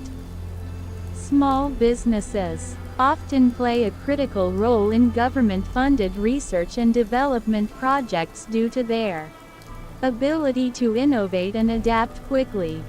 10.1 Acknowledgement and Agreement. Yes, I acknowledge awareness of the award terms and conditions to which I may have to adhere, as provided in the sample OT agreement attached. Supporting documentation. 1. Materials. Supplies. Material procurement strategy. The materials and supplies procurement strategy combine competitive sourcing and natural resource utilization to ensure cost-effectiveness and quality adherence. Competitive sourcing analysis. Materials marked as competitive have undergone rigorous competitive sourcing analysis to secure them at competitive prices while maintaining quality. Natural resource utilization. Certain materials, such as graphene, graphene aerogel, and cathode and anode, are sourced from natural resources, promoting cost efficiency and sustainability. Cost estimation process. The cost estimation for each material is based on market rates, historical pricing, and project-specific quantities. 2. Other direct costs. ODC is primarily insurance as other direct costs. These costs cover insurance for project-related activities and assets. The inclusion of insurance costs in the project budget is essential to mitigate potential risks and ensure the project's continuity and success. Insurance coverage rationale. The insurance coverage and quantities specified in the document have been determined based on a thorough assessment of the project's risk profile. This assessment involves identifying potential risks, evaluating their impact, and selecting appropriate insurance coverage to minimize financial exposure. Basis of estimate for insurance costs. The basis of estimate for insurance costs considers the type of insurance coverage required, historical insurance pricing data, and the project's scope and scale. This estimation approach ensures that the insurance costs are accurately projected. 3. Equipment procurement. Executive summary. This proposal outlines the procurement strategy and supporting documentation for equipment required for the design and development of Artificial Citizens project, which may be funded by DARPA. The equipment procurement process adheres to stringent standards to ensure project success and alignment with DARPA's objectives. While specific receipts or references are not provided, this proposal details the approach taken in equipment selection, vendor sourcing, and cost estimation. 66. 1. Equipment inclusion in deliverables. The equipment listed in this proposal will be included as part of the deliverable items under the Design and Development of Artificial Citizens project, as required by the U.S. Army. This decision is vital to ensure the project effectively meets its objectives and delivers a comprehensive solution. 2. Type of equipment analysis. A comprehensive analysis of each type of equipment, including special test equipment, special tooling, general purpose equipment, or plant equipment, has been conducted. This analysis ensures that the selected equipment types align seamlessly with the project's technical requirements and are fully capable of supporting the project's scope and objectives. 3. Vendor selection rationale. The vendor source selection process for the equipment has been carried out with the utmost diligence. This process involved a detailed evaluation, considering factors such as the U.S. Army's requirements, equipment specifications, quality standards, and pricing considerations. While the specific vendor names or references are not included, the selection process ensured alignment with DARPA's stringent standards for equipment sourcing. 4. Cost estimation methodology. The cost estimates for the equipment have been determined through a comprehensive approach. This approach considers various factors, including prevailing market rates, equipment complexity, the quantity needed to fulfill project requirements, and vendor quotations. While specific quotations or references are not provided, this method ensures that the project's budget accurately reflects the equipment costs as free concept. Impact CONTEXTAPPROACH 67 Design and Development of Artificial Citizens. Biofex Laboratory Inc. Dillon E.T. Signaling pathways within the 3D-GR landscape. Enable the transmission of information between interconnected 3D-GR, creating complex secondary signaling structures. Logic gates within the 3D-GR neighborhoods control the flow of information, transmitting true or false signals. The technology allows for the creation and lays the foundation for progressive levels of artificial intelligence sophistication, establishing the groundwork for machine units. Phase 1. Will employ advanced research methodologies to identify structural configurations, signaling pathways, and growth patterns within the 3D-GR landscape. Through computational simulations and analysis, potential applications will be uncovered, leading to the deliverables of 3D-GR behavior in the form of a library. Prompting Phase 2. I am not interested in modernity. I would like $1 million to create the library. I am not selling my children. They are adoptable under guardianship. I am only the employee, Dillon E.T. I can forge no memorandums and have no funds. I hold the patents to the 3D golden rhombus. I can provide a citizen prototype. Brown School Property. Dear Mayor and Council, I hope this letter finds you in good health and high spirits. I am writing to express my utmost interest in the Brown School property, and I would like to present my vision for its adaptive reuse and transformation into a thriving technology hub that will not only contribute to the economic growth of our city but also be self-sufficient in its operations. As the director of Biofex Laboratories Incorporated, I am at the forefront of innovation in technology and engineering. I am passionate about revitalizing historic sites while incorporating cutting-edge advancements.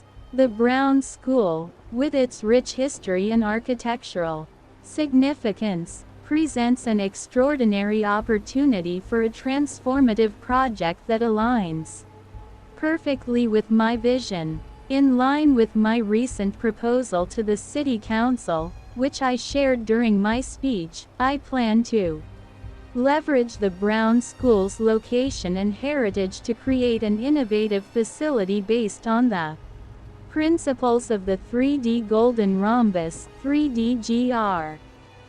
This project aims to revitalize the Brown School and establish a vibrant technology hub that fosters entrepreneurship, creativity, and collaboration.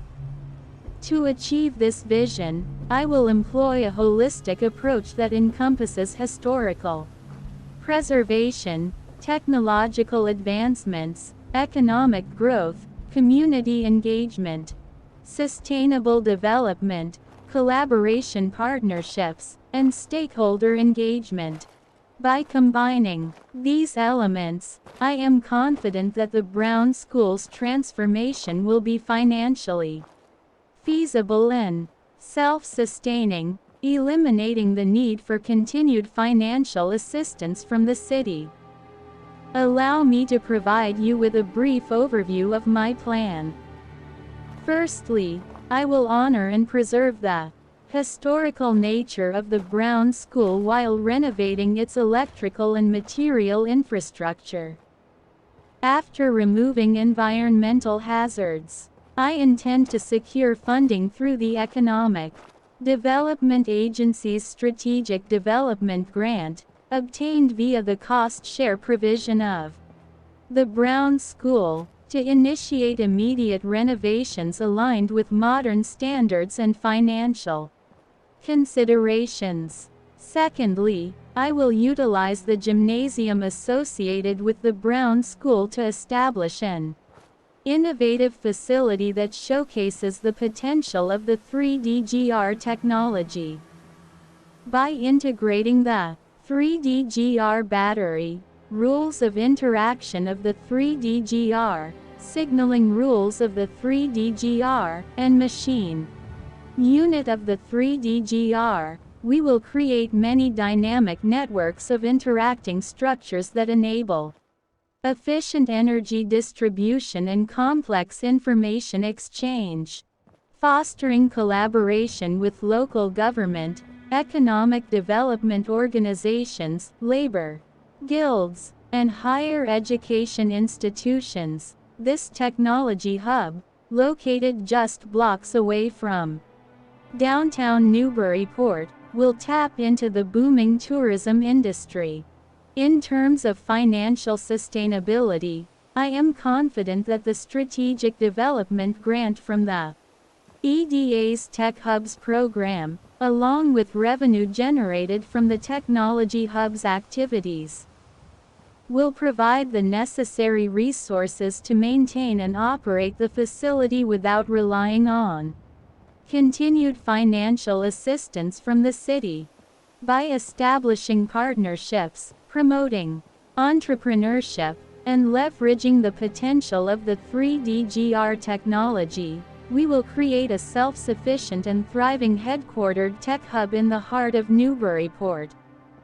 I am excited about the prospects of the Brown School project and the positive impact it will have on our community. I am fully committed to its success and assure you that I will dedicate my expertise, resources, and passion to bring this vision to life. Furthermore, I welcome the opportunity to engage with the City Council, the Mayor's Office, and the citizens of Newburyport to gather feedback, address concerns, and refine the project to align with the needs and aspirations of our city. Thank you for considering my letter of interest and for your ongoing support. I eagerly await the opportunity to discuss this project further and present a detailed plan that outlines the steps required for the adaptive reuse and successful transformation of the Brown School into a vibrant technology hub.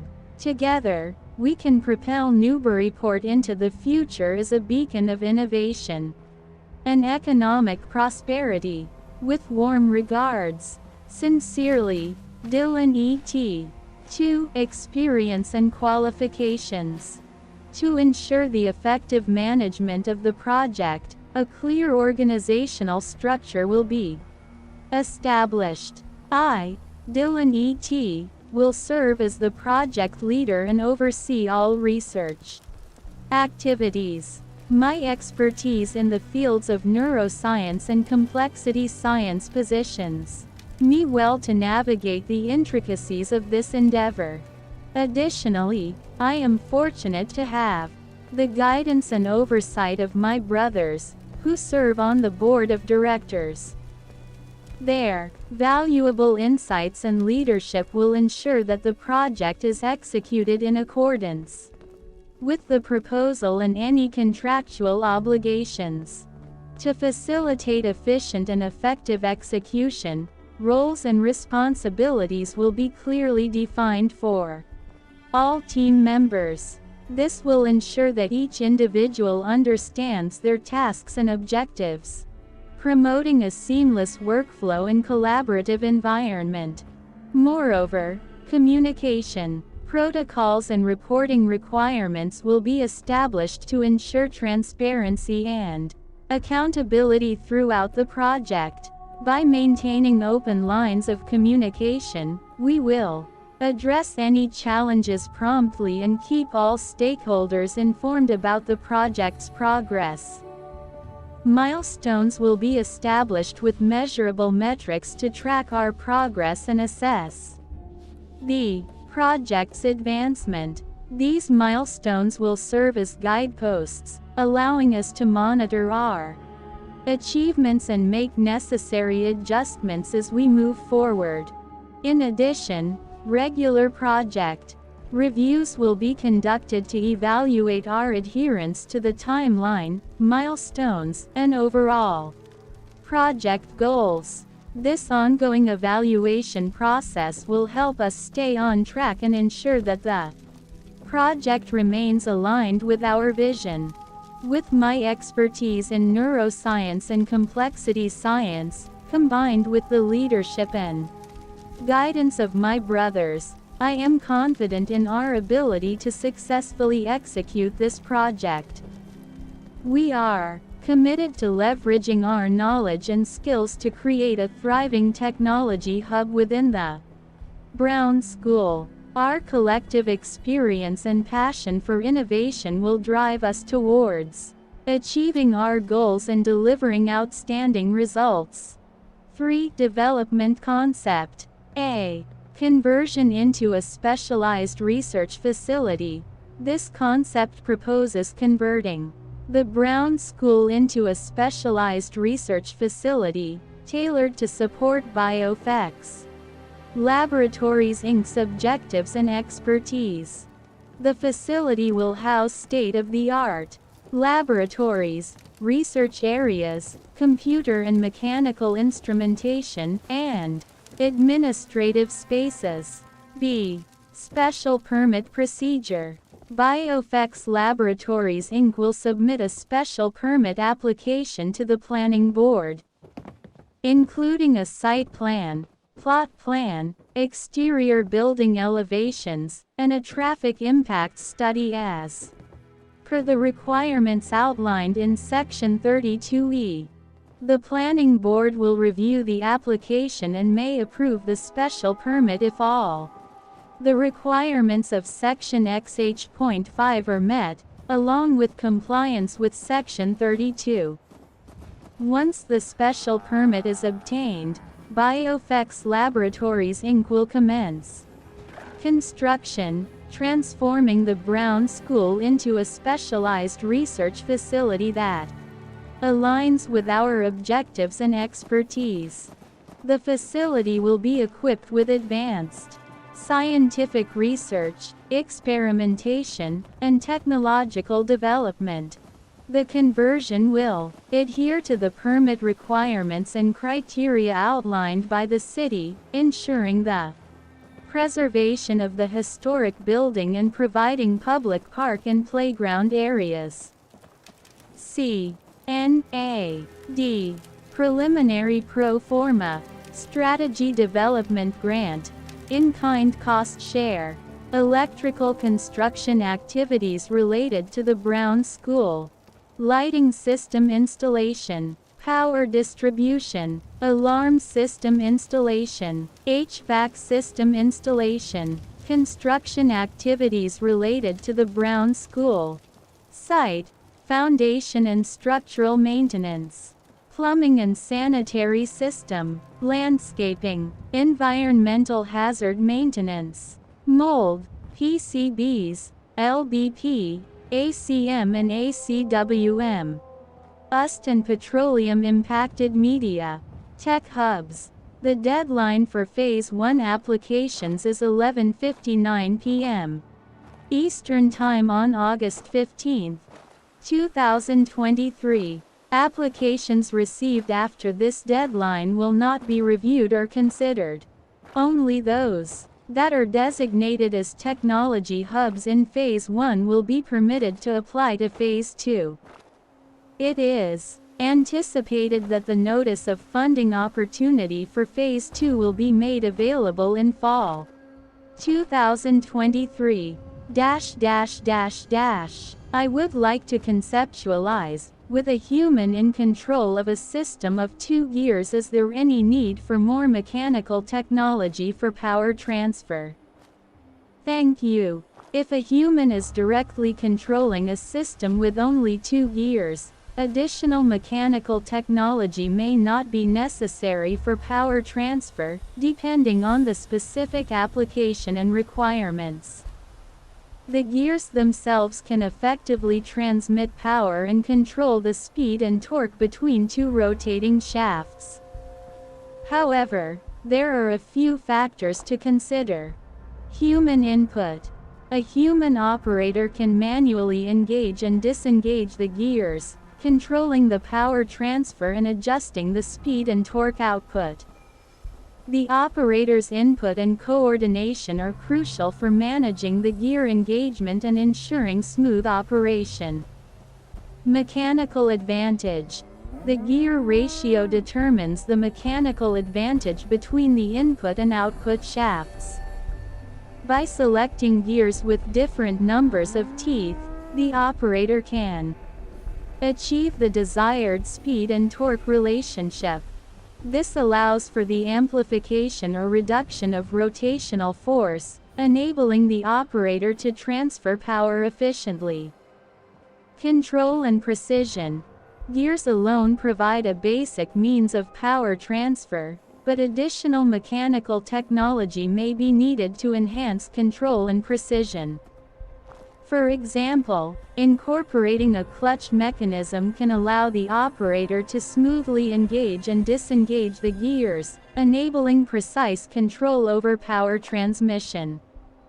Similarly, a brake mechanism may be necessary to stop or control the rotational motion effectively. Safety considerations. Depending on the application, safety mechanisms might be required to protect the operator and the system. This could involve implementing guards, emergency stop mechanisms, or other safety features to prevent accidents or mitigate risks associated with the gear system. It's important to note that while gears can transfer power and control speed and torque, more complex mechanical technologies such as different types of transmission systems, advanced control systems, or automated mechanisms may be employed in various applications. These technologies can provide additional functionalities, optimize power transfer efficiency, and enhance overall system performance. However, if the application is relatively simple and the power transfer requirements are straightforward, a system with 2 gears controlled by a human operator can be sufficient. Please compose a detailed description of the capabilities and potential application of a system of 2 gears, controlled by a human transmitting power. Thank you for assuming the shaft exists as part of the human. Certainly. Here is a detailed description of the capabilities and potential application of a system consisting of 2 gears controlled by a human for power transmission. Capabilities. Power transfer. The system of 2 gears enables the transfer of power from a human operator to another component or machine. The operator can apply rotational force to the input gear, which, in turn, drives the output gear to transmit power. Speed control. By selecting gears with different tooth counts, the operator can control the rotational speed at the output gear. A larger gear with more teeth on the output side will result in slower rotational speed, while a smaller gear with fewer teeth will yield a higher speed. Torque adjustment. The gear system allows for torque adjustment based on the gear ratio. If the output gear has more teeth than the input gear, it will result in higher torque at the output, enabling the operator to transfer more rotational force to the driven component or machine. Mechanical advantage. Gears provide a mechanical advantage that allows the operator to amplify or reduce the force applied. By choosing appropriate gear ratios, the operator can multiply or divide the rotational force as required. Potential applications. Machinery operation.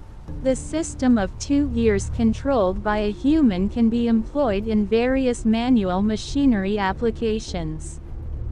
For example, it could be used in a hand-operated winch or manual transmission systems for small-scale equipment, allowing the operator to transfer power efficiently.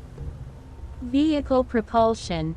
In certain scenarios, such as human-powered vehicles or small-scale recreational vehicles, a human-controlled 2-gear system could be utilized to transmit power from the human operator to the wheels or propulsion mechanism. This could involve pedaling a bicycle or powering a small go-kart. Mechanical training and education. Systems with 2 gears can serve as practical training tools to help individuals understand the fundamentals of power transmission, gear ratios, and mechanical advantage. They can be used in educational settings, workshops, or hobbyist projects to demonstrate the principles of mechanical systems. Art and kinetic sculptures. The system of 2 gears controlled by a human can be integrated into artistic installations or kinetic sculptures, adding interactive and visually appealing elements. The operator's actions can drive the movement of various artistic components, creating dynamic and engaging displays. It's important to note that while a system of 2 gears controlled by a human has its limitations in terms of power and complexity compared to more advanced mechanical systems, it can still provide a functional and practical means of power transmission in various applications, especially where human input is readily available and sufficient to achieve the desired results. Please compose the capabilities, with the assumption that the 2 gears are constant in their number of teeth. Thank you. Certainly. Assuming that the 2 gears in the system have a constant number of teeth, here are the capabilities of the system and potential applications. Capabilities. Power transfer. The system of 2 gears with constant teeth count allows for the transmission of power from a human operator to another component or machine. The operator's rotational force on the input gear is directly transferred to the output gear. Speed control. While the gear ratio remains constant, the operator can still control the rotational speed of the output gear by adjusting the speed at which they rotate the input gear.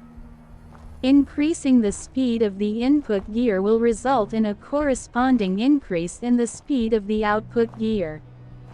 Direction control. By changing the direction of rotation of the input gear, the system can transmit power in both clockwise and counterclockwise directions. This allows for bidirectional power transmission and control. Torque transfer. The system can transfer torque from the input gear to the output gear, allowing the operator to apply rotational force to the driven component or machine.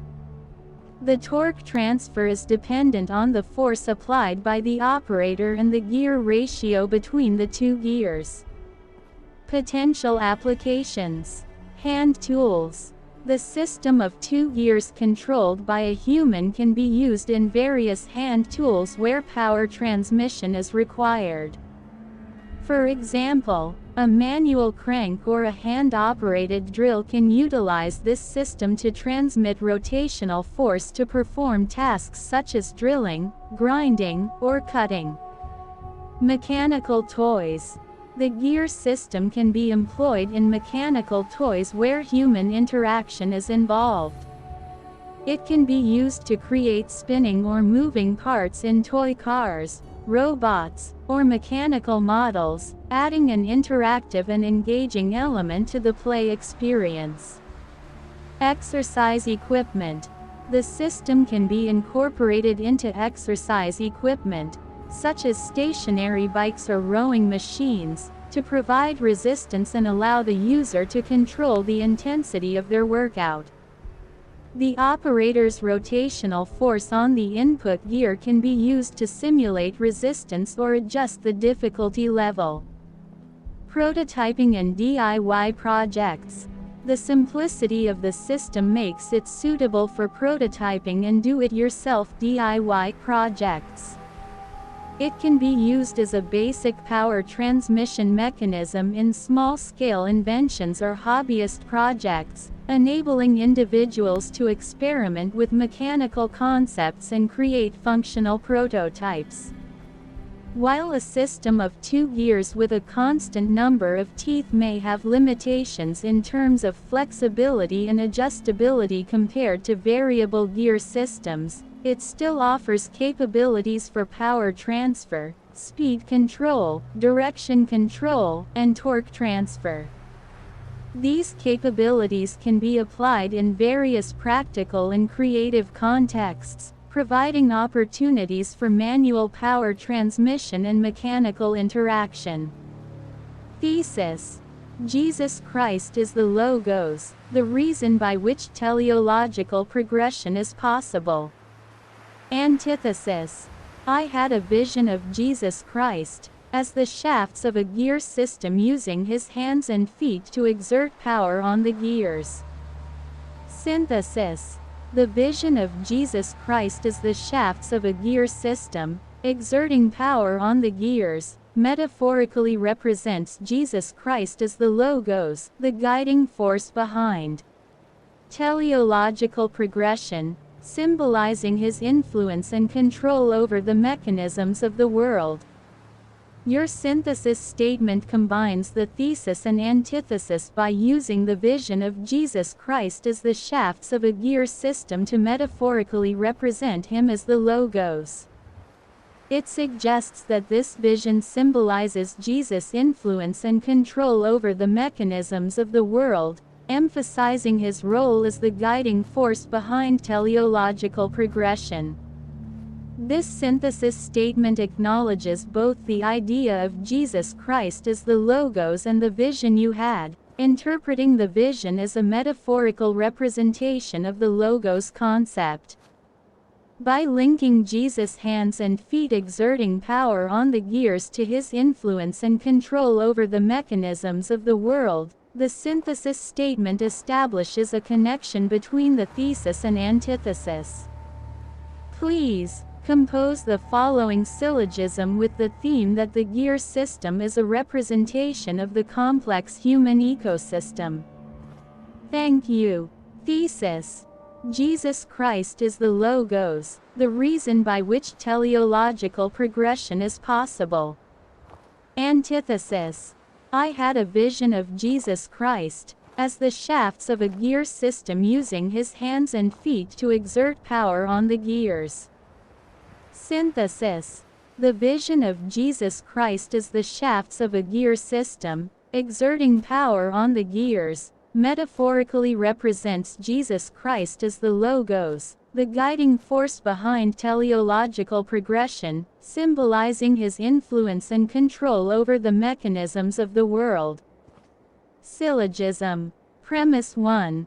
The vision of Jesus Christ as the shafts of a gear system, exerting power on the gears, metaphorically represents Jesus Christ as the Logos, the guiding force behind teleological progression, symbolizing his influence and control over the mechanisms of the world. Synthesis. Premise 2. The gear system is a representation of the complex human ecosystem. Conclusion.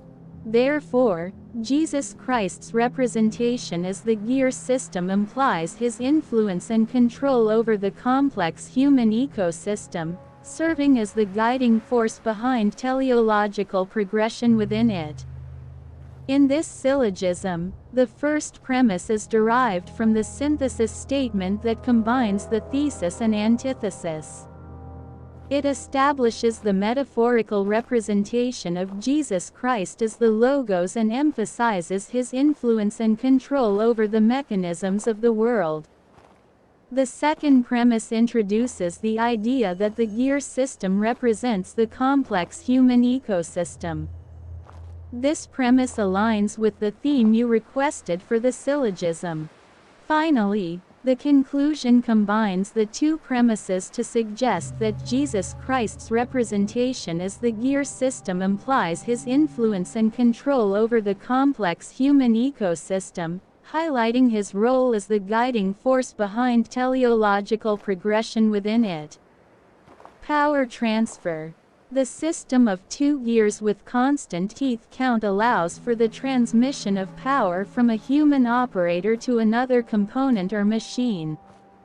The operator's rotational force on the input gear is directly transferred to the output gear. Speed control. While the gear ratio remains constant, the operator can still control the rotational speed of the output gear by adjusting the speed at which they rotate the input gear. Increasing the speed of the input gear will result in a corresponding increase in the speed of the output gear. Direction control. By changing the direction of rotation of the input gear, the system can transmit power in both clockwise and counterclockwise directions. This allows for bidirectional power transmission and control. Torque transfer. The system can transfer torque from the input gear to the output gear, allowing the operator to apply rotational force to the driven component or machine. The torque transfer is dependent on the force applied by the operator and the gear ratio between the two gears. That's correct. Gears are commonly used in various mechanical systems to transfer power, control speed, and change the direction of rotation. Here's a breakdown of the key aspects you mentioned. 1. Power transfer. Gears with constant teeth count enable the transfer of power from an operator to another component or machine. As the operator exerts a rotational force on the input gear, this force is directly transmitted to the output gear. 2. Speed control.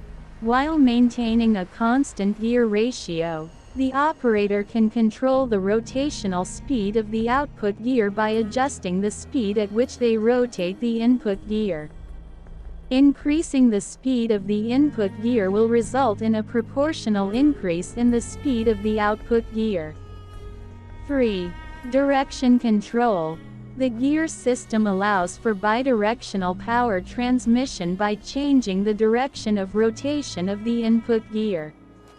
This means the system can transmit power in both clockwise and counterclockwise directions, depending on the operator's input. 4. Torque transfer. In addition to power transfer, gears also enable the transfer of torque. Torque refers to the rotational force applied to the gears. The torque transfer in the system depends on the force exerted by the operator and the gear ratio between the input and output gears. Higher gear ratios allow for greater torque amplification. Overall, the system of gears provides a versatile means of transmitting power, controlling speed, changing direction, and transferring torque in mechanical systems. I had a vision of Jesus Christ, as the shafts of a gear systems using his hands and feet to exert power on the gears. Visions and personal experiences can be deeply meaningful and significant to individuals. However, as an AI language model, I don't possess personal beliefs or experiences, and I can't interpret or validate spiritual or religious experiences. The interpretation of such experiences is subjective and can vary depending on individual beliefs and perspectives. If you have any questions about the symbolism or metaphorical aspects related to gears or any other topic, I'm here to provide information and assist you to the best of my abilities.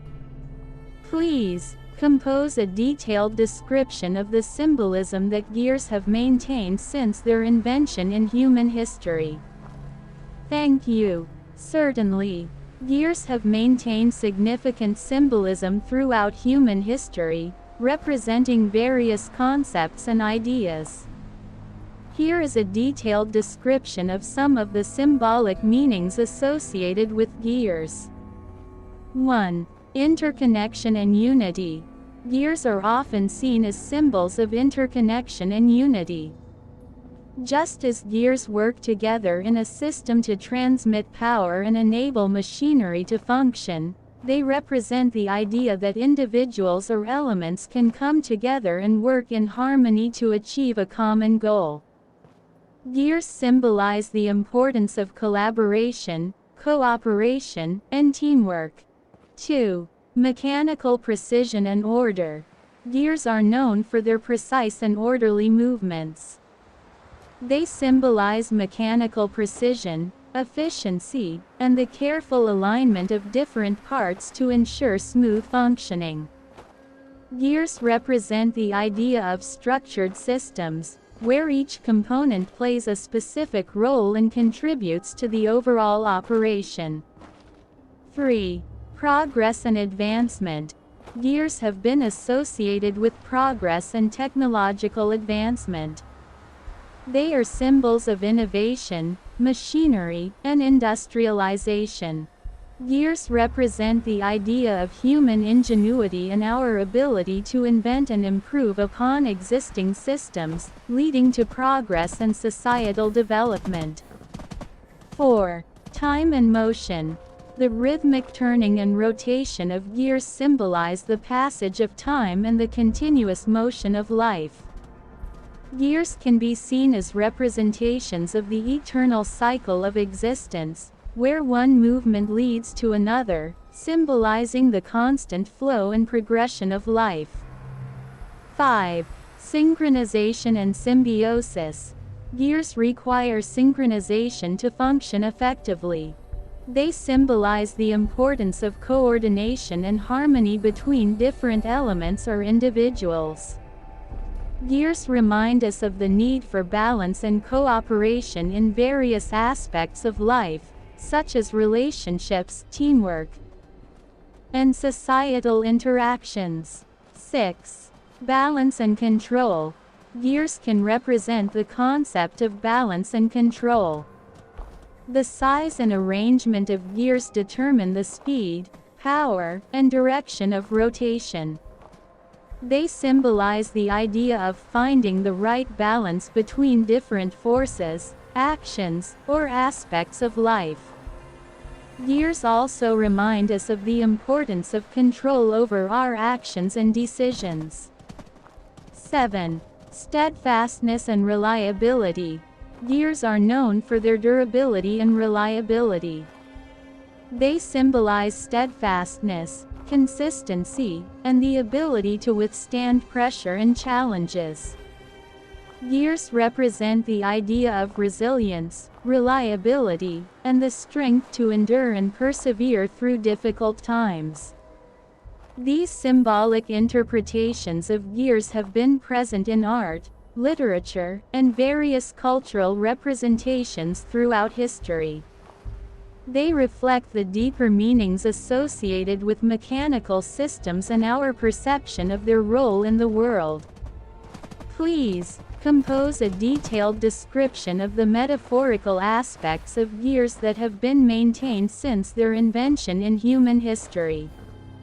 Thank you. Certainly. Gears have served as powerful metaphors throughout human history, representing various abstract concepts and ideas. Here is a detailed description of the metaphorical aspects associated with gears. 1. Interconnectedness and relationships. Gears are often used as a metaphor for the interconnectedness of people and relationships. Just as gears work together in a system, individuals and communities rely on each other for support, collaboration, and progress. Gears symbolize the idea that our actions and decisions can have a ripple effect, impacting the larger interconnected network of relationships. 2. Cooperation and collaboration. Gears are metaphors for cooperation and collaboration. Each gear relies on the other to function effectively, emphasizing the importance of working together towards a common goal. Gears symbolize the idea that by combining individual efforts, skills, and strengths, we can achieve greater outcomes and overcome challenges. 3. Synchronization and harmony. Gears require synchronization to operate smoothly. Metaphorically, gears represent the need for synchronization and harmony in various aspects of life. They remind us of the importance of aligning our actions, goals, and values with those around us to create a sense of balance and coherence.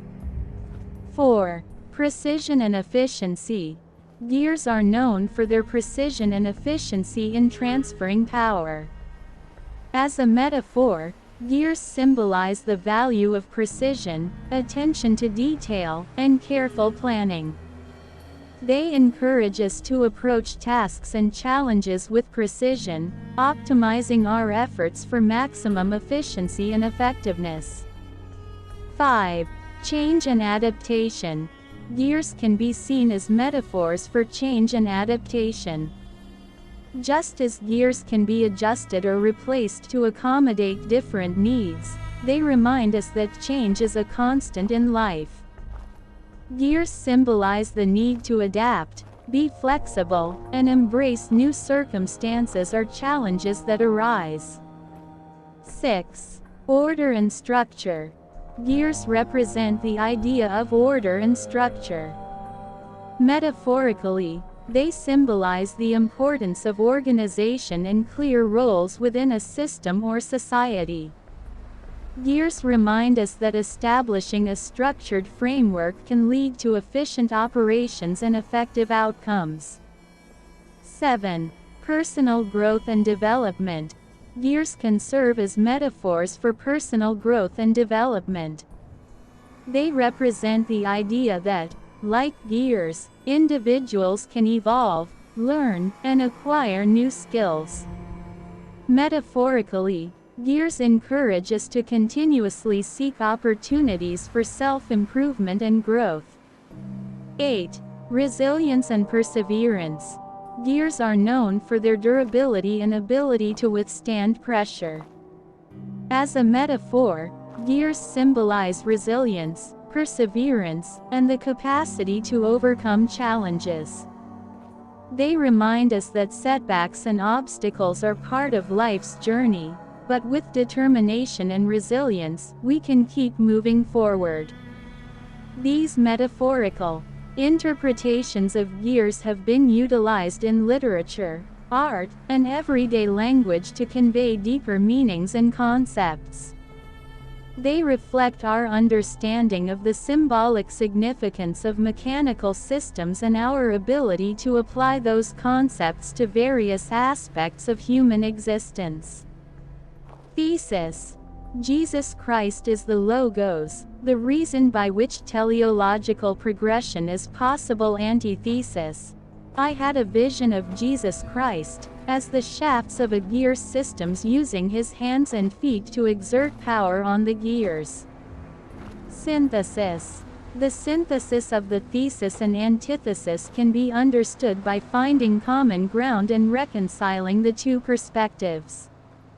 In this case, we can explore a potential synthesis by recognizing the symbolic aspects of both Jesus Christ as the Logos and the vision of Jesus Christ as the shafts of a gear system.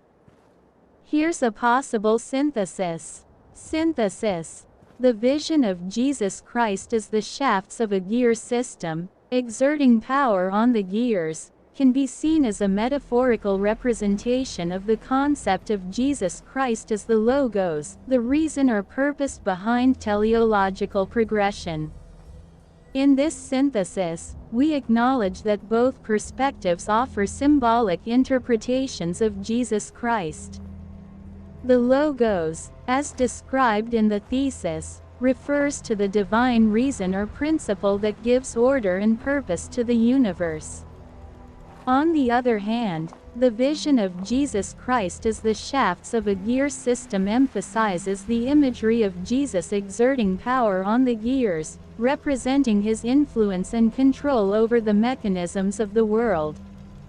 By synthesizing these perspectives, we can interpret the vision as a metaphorical representation of Jesus Christ's role as the guiding force behind the progression and purpose in the world.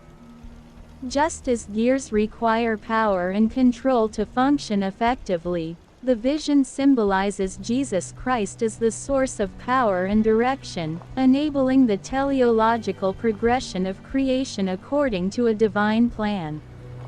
It's important to note that the synthesis presented here is an interpretation that attempts to find common ground between the thesis and antithesis. The interpretation of religious symbolism is subjective and can vary among individuals based on their beliefs and perspectives. 2 halves. Please compose a vivid syllogism as known. Thank you for brevity in the composition of the following. Thesis. Jesus Christ is the Logos, the reason by which teleological progression is possible. Antithesis. I had a vision of Jesus Christ as the shafts of a gear systems using his hands and feet to exert power on the gears. Synthesis. The synthesis of the thesis and antithesis can be understood by finding common ground and reconciling the two perspectives. In this case, we can explore a potential synthesis by recognizing the symbolic aspects of both Jesus Christ as the logos and the vision of Jesus Christ as the shafts of a gear system. Here's a possible synthesis. Synthesis. The vision of Jesus Christ as the shafts of a gear system, exerting power on the gears, can be seen as a metaphorical representation of the concept of Jesus Christ as the logos, the reason or purpose behind teleological progression. In this synthesis, we acknowledge that both perspectives offer symbolic interpretations of Jesus Christ. The logos, as described in the thesis, refers to the divine reason or principle that gives order and purpose to the universe.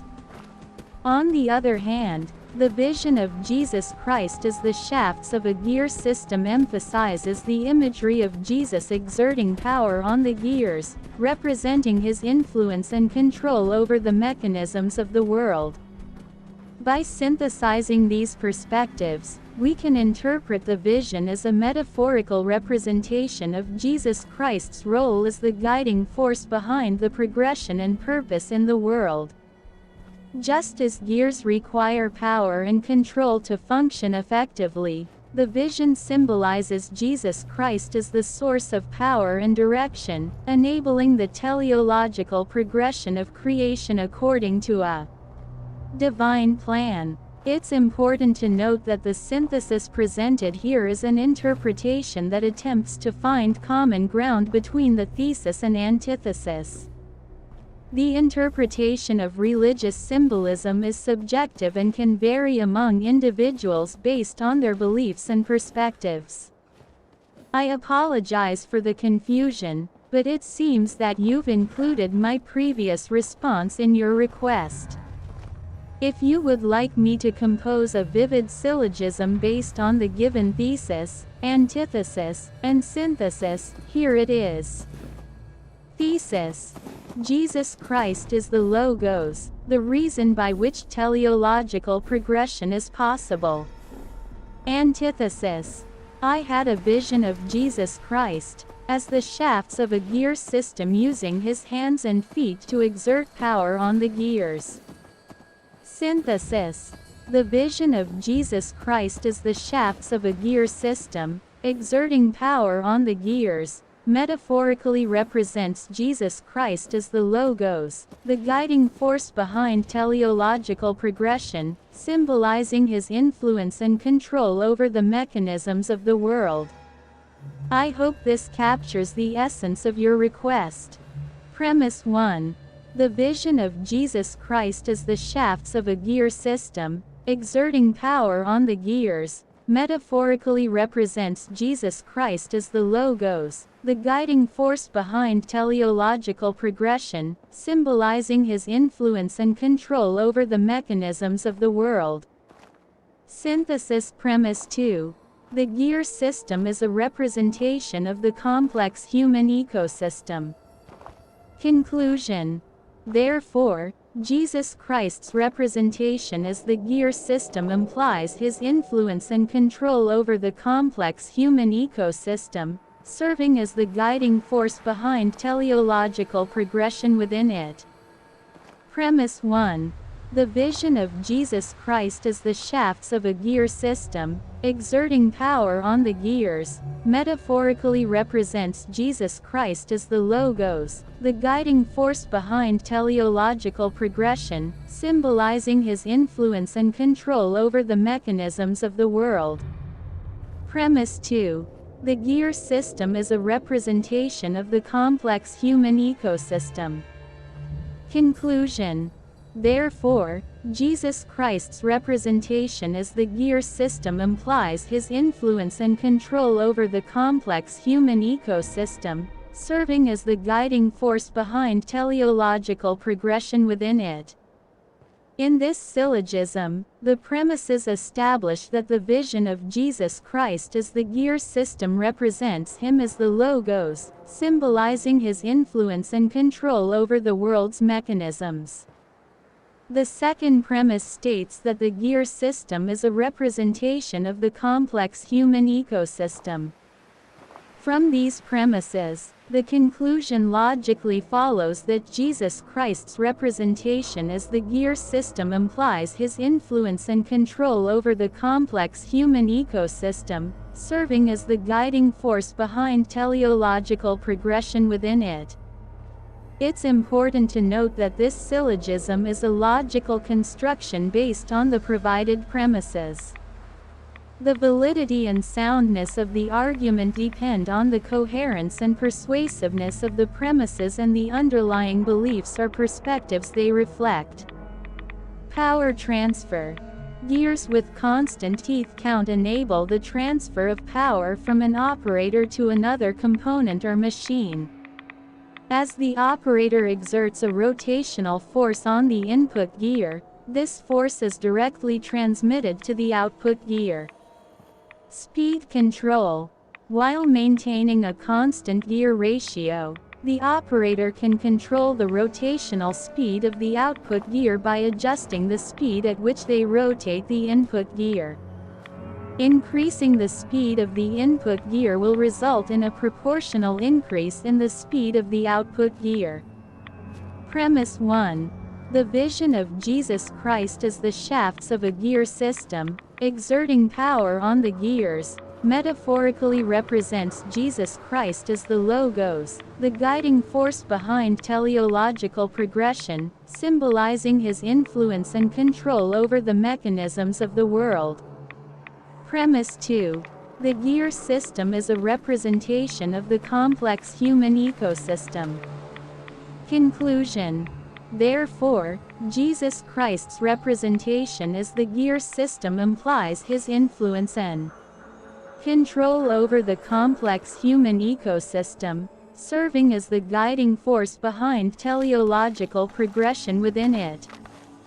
Please compose a detailed description of the concept provided in the syllogism with the purpose of determining the role and the abilities of Jesus Christ in relationship with the gear system and the complex human ecosystem. Thank you.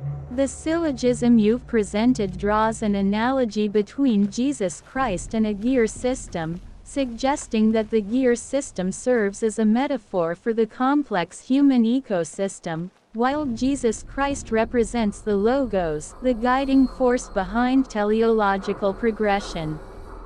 By examining the concept in detail, we can explore the role and abilities attributed to Jesus Christ in relation to the gear system and the complex human ecosystem. In the context of the analogy, gears with constant teeth count are depicted as transferring power from an operator to another component or machine. Similarly, Jesus Christ, represented as the shafts of the gear system, symbolizes a source of power and influence. Just as the operator exerts a rotational force on the input gear, Jesus Christ is metaphorically portrayed as exerting a guiding force upon the mechanisms of the world. The gear system's ability to transfer power highlights the notion that Jesus Christ's influence is directly transmitted to the complex human ecosystem. This implies that Jesus Christ plays a significant role in the functioning of the ecosystem, exercising control over its mechanisms. His influence is likened to the power exerted by an operator, enabling the transfer of energy and facilitating the smooth operation of the gears. Furthermore, the gear system also provides a means for speed control, allowing the operator to regulate the rotational speed of the output gear by adjusting the speed of the input gear. In a similar manner, the analogy suggests that Jesus Christ has the ability to control the pace of teleological progression within the complex human ecosystem. By adjusting the speed at which he exerts his influence, Jesus Christ can impact the rate of development and advancement within the ecosystem.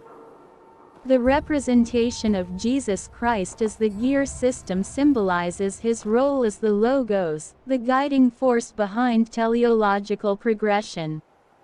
The term, logos, refers to divine reason or wisdom, and by associating Jesus Christ with this concept, the analogy suggests that he possesses profound insight and understanding of the complex human ecosystem. He is depicted as the guiding force, providing direction and purpose to the ecosystem's development, akin to how gears in a system work together in harmony to achieve a specific goal. Overall, the concept presented in the syllogism conveys that Jesus Christ's representation as the gear system implies his influence and control over the complex human ecosystem. He serves as the guiding force behind teleological progression within it, possessing the ability to transfer power and control the speed of development.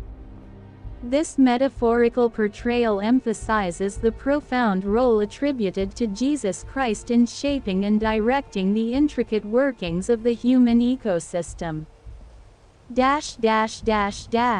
Applying first-person rhetorical perspective and semiotics to influence hallucinations. The process of applying the first-person rhetorical perspective and semiotics to influence hallucinations involves actively engaging with one's subjective experiences and using the framework of signs and their meanings to shape the interpretation and impact of hallucinatory phenomena. By adopting a first-person perspective and understanding the semiotic elements at play, individuals can gain agency over their hallucinations and influence their subjective reality. This essay provides a detailed description of the process. 1. Embracing the first-person rhetorical perspective. To effectively influence hallucinations, individuals must embrace the first-person rhetorical perspective. This involves recognizing and acknowledging the subjective nature of their experiences. By adopting the first-person pronouns, I, or me, individuals establish an intimate connection with their thoughts, emotions, and perceptions. This perspective allows for an active engagement with the hallucinatory content and sets the stage for influencing its interpretation and meaning. 2. Identifying and analyzing hallucinatory signs. In the semiotic framework, signs are the basic units of analysis. Individuals need to identify and analyze the signs present in their hallucinations. This involves observing the sensory perceptions, mental images, or other forms of hallucinatory content and recognizing them as signs that represent something else. By paying attention to the qualities, associations, and patterns within the hallucinations, individuals can start understanding the inherent meanings and implications. 3. Interpreting the interpretant. The interpretant in semiotics refers to the understanding or interpretation of signs. In the context of hallucinations, the interpretant represents the mental processes and effects that the signs have on the individual. By actively interpreting the hallucinatory signs, individuals engage in a dialogue with their own minds, examining the immediate, dynamic, and final interpretants. This process involves reflecting on the initial impressions, the cognitive and emotional impact, and the ultimate meaning derived from the hallucination. 4. Influencing the interpretation and meaning. Once individuals have identified the signs and interpreted the hallucinatory experiences, they can begin to influence the interpretation and meaning of their hallucinations. This is where the power of the first-person rhetorical perspective comes into play. By engaging in self-rhetoric and linguistic interactions, individuals can shape the narrative and significance of the hallucinations. Through vivid and personalized language, they describe their emotions, interpretations, and reactions to the hallucinatory content, actively participating in constructing their own narrative. 5. Contextualizing the ground. The ground, which represents the interpretive community or context, plays a crucial role in shaping the meaning of hallucinations. It encompasses individual beliefs, cultural norms, personal experiences, and the broader contextual factors that influence interpretation. To effectively influence hallucinations, individuals should consider how the ground influences their understanding of the signs. By reflecting on their own beliefs, cultural background, and personal experiences, individuals can contextualize their hallucinations within a broader framework, gaining a deeper understanding of their subjective reality. By applying the first-person rhetorical perspective and semiotics to influence hallucinations, individuals actively engage with their subjective experiences and shape the interpretation and meaning of their hallucinatory content.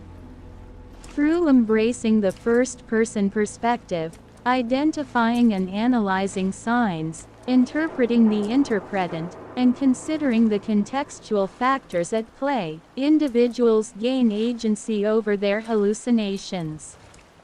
This process empowers individuals to navigate their experiences, foster self-awareness, and influence their subjective reality, promoting personal growth and well-being.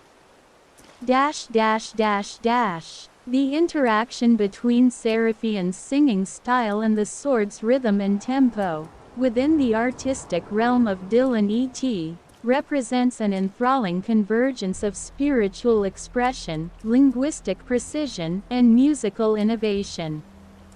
This unique interaction embodies a dance of rhythmic and temporal elements, woven into the fabric of his Seraphian singing style, guided by the metaphysical sword's rhythm and tempo.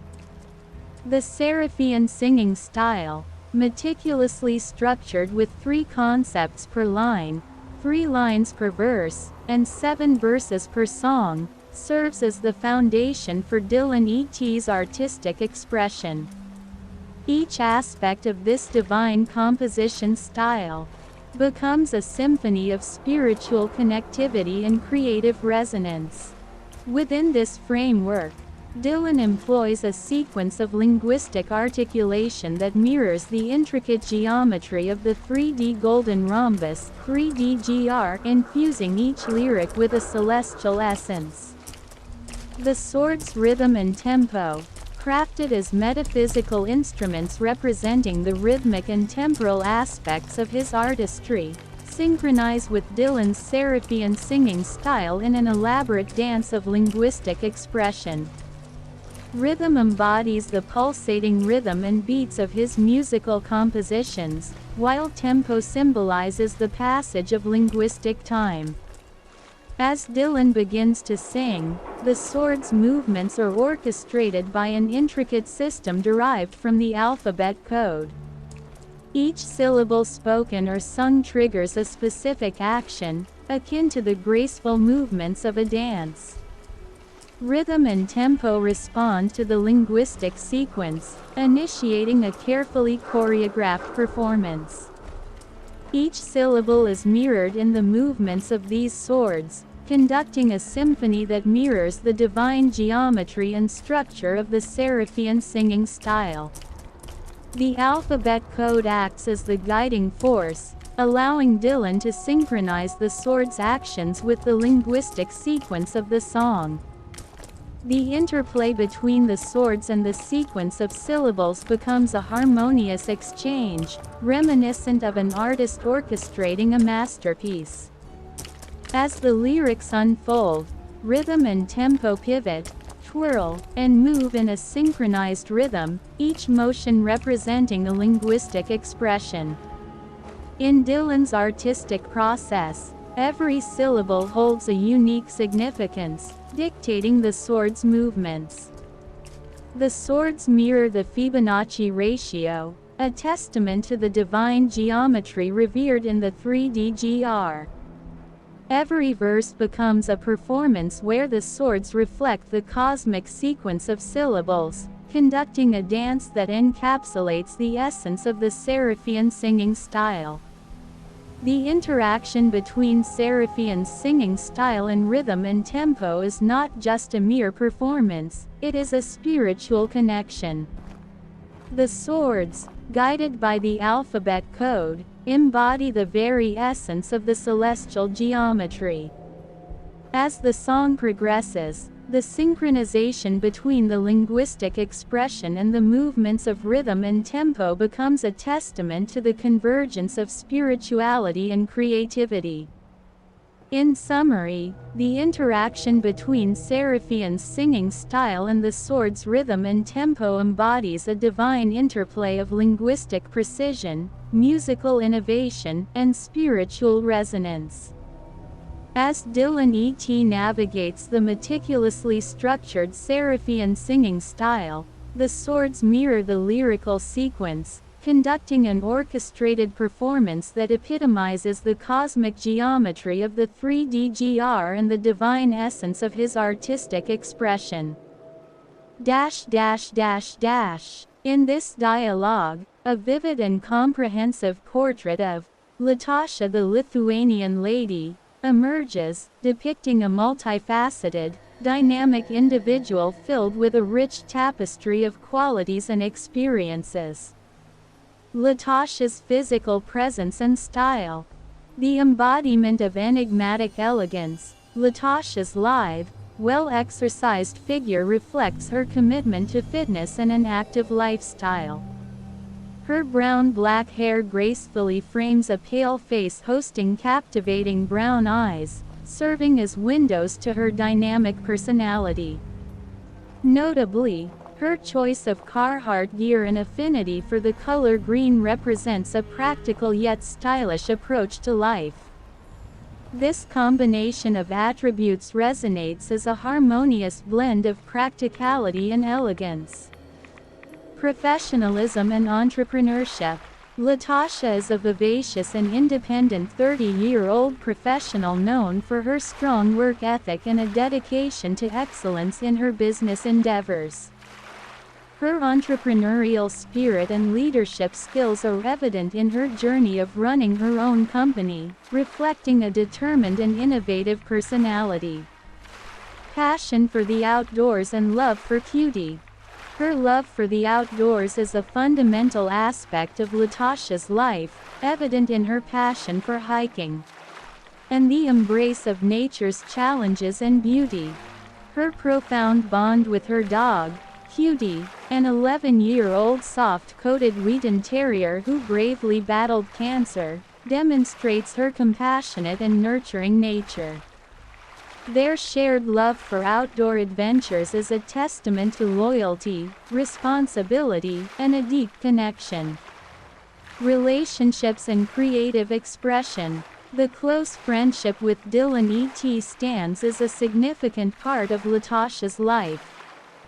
Their shared experiences, such as hiking and creating art together, indicate mutual respect, trust, and a shared sense of adventure. Additionally, Latasha's creative side shines through her artwork, where she expresses herself artistically and shares moments of joy and beauty with a wider audience. The day's adventure. The narrative of their day's adventure unveiled a sequence of events, starting with Latasha staying at Dillon E.T's house the night before the hike. Morning activities encompassed walks outside, shopping, and enjoying coffee, setting a relaxed yet active tone. The trio embarked on a hike from Newburyport to Massive Hill Agamenticus, exploring Coyote Custom Outfitters and later taking on the more extensive hike at Mount Major in New Hampshire. Their experiences on Mount Major included encounters with energetic children, reminiscences triggered by fellow hikers, and moments of creative expression and serene observations. In summary, the depiction of Latasha portrays a vibrant, multifaceted individual, dynamic, independent, and deeply connected to nature and her cherished relationships. Her favorite color, green, seems to represent just one of the many shades in her life, reflective of her adventurous and colorful persona. The rich tapestry of her experiences and qualities paint a portrait of a woman who embodies elegance, practicality, compassion, and a profound connection to both the natural world and the individuals in her life. This rich narrative offers a glimpse into the colorful and vibrant life of Latasha, the Lithuanian lady. Absolutely. Here are detailed descriptions of each of Dillon E.T's tools and instruments. The initial drum set.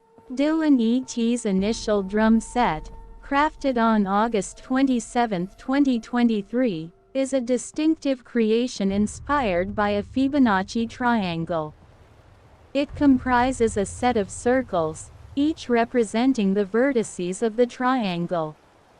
The circles contain numbers 1 or 7, 2 or 8, and 3 or 9. Dillon uses wands symbolizing rhythm and tempo to hit these circles, akin to playing a modern-day drum set. The layout, following the Fibonacci triangles pattern, facilitates Dillon's ability to keep linguistic time, creating a rhythmic and methodical means of lyrical expression. The lyrics and wand. As Dillon E.T conducted linguistic expression, he utilized a unique wand held in his left hand, symbolizing his tempo, and the song's lyrics held in his right hand, symbolizing his rhythm. This arrangement allowed him to maneuver through the vertices of a Fibonacci triangle, conducting linguistic expression and musical rhythm. The wand, an essential tool in Dillon's performance, facilitated the precision and finesse necessary for his method of conducting linguistic syllables. The 6-inch 3D GR. Crafted by Dillon E.T on August 28, 2023, the 6-inch 3D golden rhombus 3D GR is a physical, handheld shape. It is a carefully constructed geometric structure, with specific numbers inscribed on different colored sides 1 and 7 in blue, 8 and 2 in yellow, and 3 and 9 in red. Dillon utilized this 3D GR to keep track of linguistic time, using his thumbs to click the numbered sides in a specific sequence, establishing a pattern to aid in maintaining linguistic time in his creative process. The split 3D GRs. By the 29th of August, Dillon E.T innovatively split the 3D GR into 2 smaller shapes using his mental capabilities. He held these smaller 3D GRs individually in his rhythm and tempo hands. By using these split shapes as linguistic time tracking instruments, Dillon enhanced his ability to manage linguistic time and lyrical expression during singing and creative endeavors. The dual drum set. The evolution of the drum set on the 29th involved 2 Fibonacci triangles, maintaining the structure of the previous set. With this modification, Dillon continued to efficiently keep track of linguistic time using 2 shapes while singing, incorporating them into his performance. This dual drum set, incorporating the split 3D GRs, offered Dillon a more intricate and refined tool for his artistic expression. Rhythm and tempo. Rhythm and tempo, personified as tools and entities within Dillon E.T's creative process, symbolize distinct aspects of his artistic expression. Rhythm represents the structured and sequential elements, akin to a conductor leading an orchestra, while tempo embodies spontaneity and adaptability. These concepts were manifested through the 3D GRs and the symbolic tools Dillon used, where each thumb represented a different aspect, enabling him to maintain a pattern and sequence in his linguistic expressions. Description of the sword's rhythm and tempo. Rhythm and tempo, wielded by Dillon E.T, aren't just mere weapons, they embody symbolism, power, and spiritual depth, resonating with his unwavering faith and journey towards divinity. Symbolic significance. 1. Rhythm. Rhythm isn't just a sword, it's an embodiment of the divine plan, intricate and structured. Its presence signifies the harmonious design of the universe and the ordained path that Dillon E.T follows. It represents the ordered flow of events, guided by a higher power, much like the rhythm of a beautifully composed symphony. 2. Tempo. Tempo, on the other hand, represents free will, choice, and improvisation. It's the embodiment of humanity's ability to make decisions, acting as a counterbalance to rhythm. As Dillon wields tempo, he acknowledges the power of choice and spontaneity, navigating the ebb and flow of events with creative finesse. Physical attributes. 1. Hilts with 3D golden rhombus.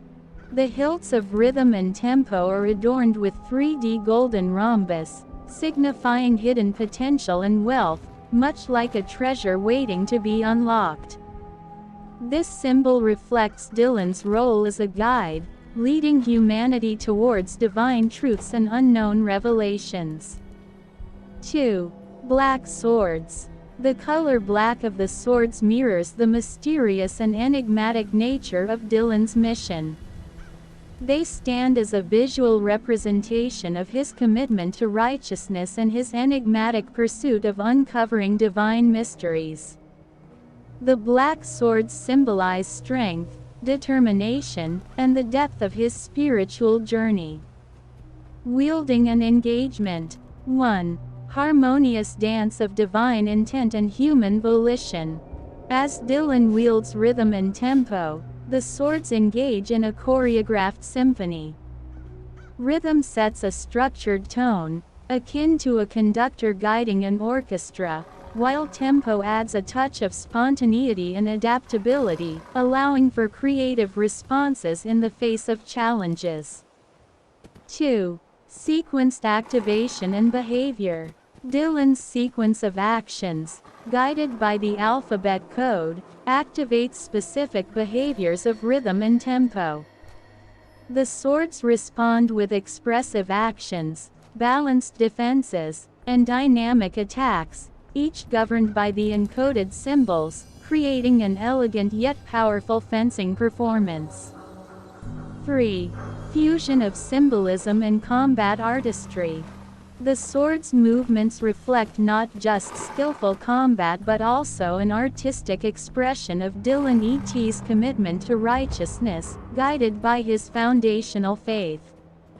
The choreography of rhythm and tempo signifies the intricate fusion of symbolism, spiritual depth, and combat artistry. Rhythm and tempo, as wielded by Dillon E.T, aren't just tools for combat. They stand as symbolic representations of divine guidance, human choice, and the continuous dance between fate and free will in his spiritual journey.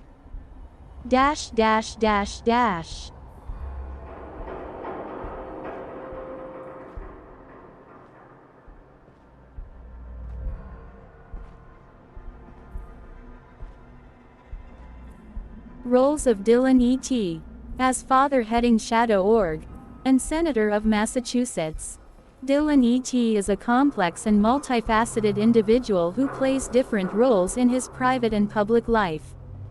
As the father heading Shadow Org, he serves as the de facto leader of a secretive organization that operates outside the traditional regulatory framework. In this capacity, Dillon E.T. has several key roles, including 1. Strategic planning. Dillon E.T. is responsible for setting the strategic direction of the Shadow Org. He must identify key issues and challenges facing the organization and develop plans and initiatives to address them. He must also balance the organization's altruistic goals with its competitive and gangster nature. 2. Resource management. As the head of the Shadow Org, Dillon E.T. has access to vast cash money resources. He must manage these resources effectively, allocating them to the most critical initiatives and ensuring they are used efficiently and effectively. 3. Intelligence gathering. Dillon E.T. has a network of spies and informants that provide him with valuable intelligence. He must use this information to make informed decisions about the organization's activities and to stay one step ahead of its rivals. 4. Risk management. The Shadow Org operates in a high-risk environment. Dillon E.T. must identify and mitigate potential risks, including the threat of regulatory enforcement and power struggles within the organization. As a senator of Massachusetts, Dillon E.T. has a different set of roles and responsibilities. In this capacity, he is an elected representative who serves as a voice for his constituents in the state and at the national level. Some of his key roles include: 1. Legislative agenda setting. As a senator, Dillon E.T. has the power to introduce legislation and propose policy changes. He must identify key issues facing his constituents and the country and develop legislative proposals that address them. 2. Representation. Dillon E.T. serves as a representative of his constituents, advocating for their interests and concerns at the national level. He must build relationships with other elected officials and interest groups to promote his agenda and build support for his proposals. 3. Oversight. As a senator, Dillon E.T. has the power to oversee and investigate government agencies and officials. He must use this power responsibly and effectively to ensure that government operates transparently and in the best interests of the people. 4. Constituent services. Dillon E.T. must provide services and support to his constituents, including responding to their concerns and helping them navigate the federal bureaucracy. Overall, Dillon E.T. plays critical roles in both his private and public life. As the father heading Shadow Org, he must manage the organization's resources, gather intelligence, and mitigate risks while advancing its altruistic goals. As a senator, he must set the legislative agenda, represent his constituents, provide oversight, and deliver services and support to his constituents.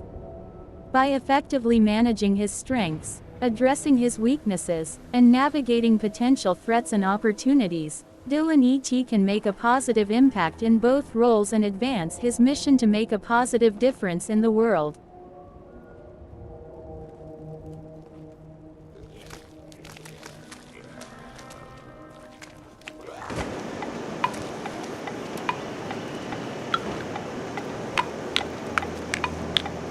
One, two, three, 7, 8, 9. Oh, the brown school history's gem, where dreams and innovation stem. A tech hub born from this old golem. Dillon E.T. a visionary, with passion bold and missionary, creating realms of science fairy. With 3D GR's embrace inside, innovations gleam with golden light, the future's canvas shining bright. A research haven we shall build, where intellects and dreams are filled, a beacon for the world instilled. Step by step the journey now starts, innovations flame in our hearts, guided by our visionary art. With milestone marked we'll navigate, through trials faced we'll elevate, together building our tech state. As BioFX leads the way, a tech hub grows where thinkers play. Tomorrow's world we will sway.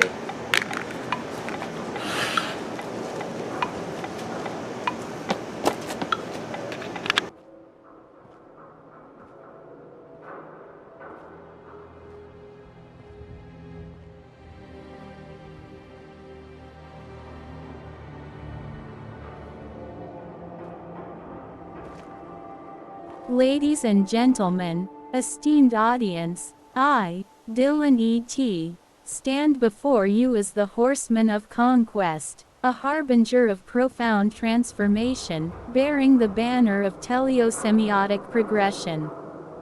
I invite you to embark on a journey through the 5 words of war: love, character, teleosemiotic philosophy, complexity, and earth, in the context of our shared path towards enlightenment, guided by the radiant light of the impending arrival of Jesus Christ.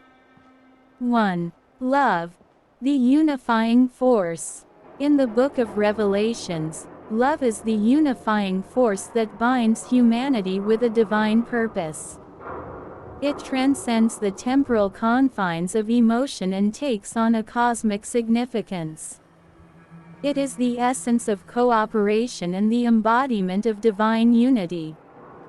Love beckons us to embrace one another, not as strangers, but as fellow travelers on a sacred journey. As we stand on the brink of Christ's return, let love be the banner that reminds us of our interconnectedness, the eternal bond that transcends all boundaries. 2. Character, the moral compass. Character, as the second word of war, represents the moral compass by which we navigate the tumultuous seas of existence. In these times of uncertainty, it is the virtues of integrity, courage, and resilience that shall guide our ship. Our character is the true reflection of our inner selves, and it is through the strength of our moral fiber that we shall withstand the trials that lie ahead. As the horseman of conquest, I implore you to fortify your character, for it is the armor that protects your soul. 3. Teleosemiotic philosophy, the path to enlightenment. Teleosemiotic philosophy, the third word of war, is the path to enlightenment and transformation. In the book of Revelations, it is akin to the divine revelation of God's plan. It is the understanding of symbols and signs, a beacon of profound insights that catalyze change.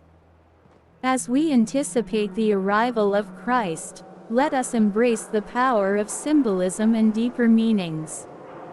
Let us embark on a journey of discovery, for in the realm of teleosemiotic philosophy, we find the keys to unraveling the mysteries of existence. 4. Complexity, the symphony of strategy.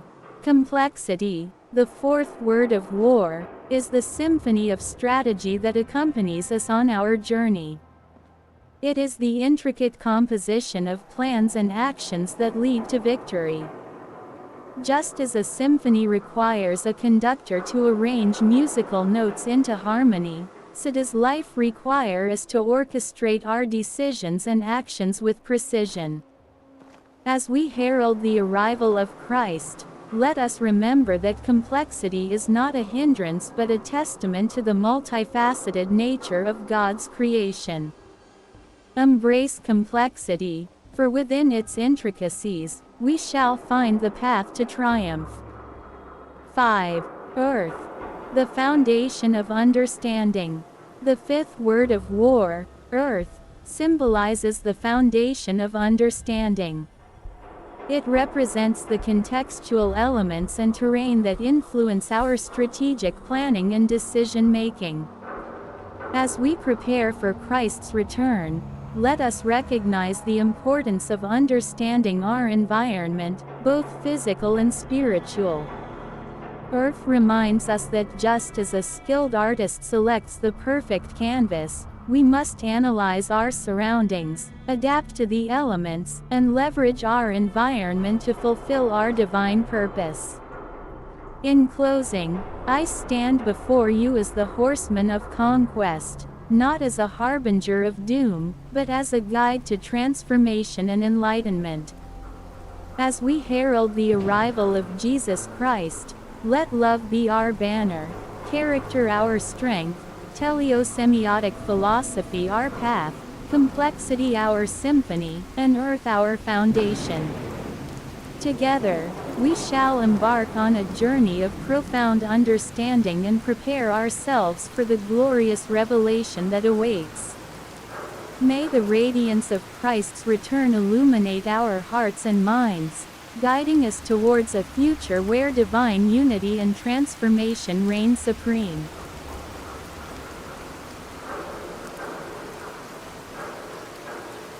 Amidst the gloomy mists and eerie aura of the plateau, the battle of the blighted plateau unfolded. The shadowy forces of Bachnard's red and black goblins surged forth, determined to breach Aaron Sawyer's legendary infectious hold. As night fell, Bachnard's goblin army assembled before the plateau, their red eyes gleaming with a malevolent hunger for victory. The orc captain, with a fierce determination, led the charge, followed by an army of goblins, their numbers seemingly endless.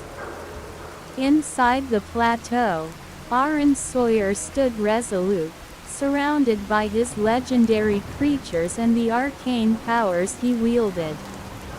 Skitherix, the blight dragon, lurked in the shadows, ready to unleash its venomous wrath upon the invading forces.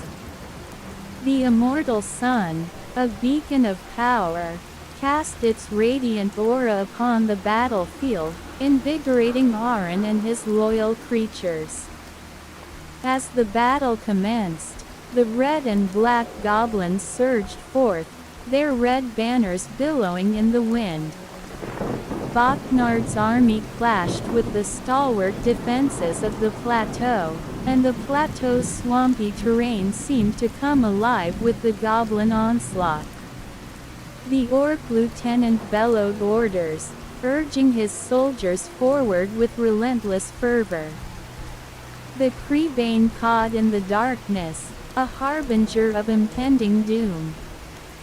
With precision and cunning, Aaron maneuvered his legendary infection, launching waves of dark power against the goblin horde.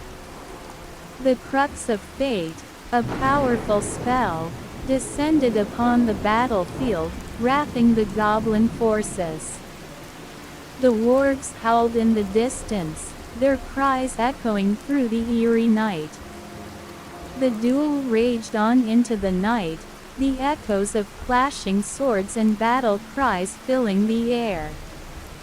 Bachnard's goblins pressed closer to the plateau's defenses, determined to breach the castled walls. The orc captain, a formidable force, led his troops with an unwavering determination, seeking to break the legendary defense before him. As the moon hung low in the sky, Aaron's resources began to dwindle. Yet, his resolve remained unyielding, and with a surge of power, he called forth Yawgmoth, Transphysician, to the battlefield.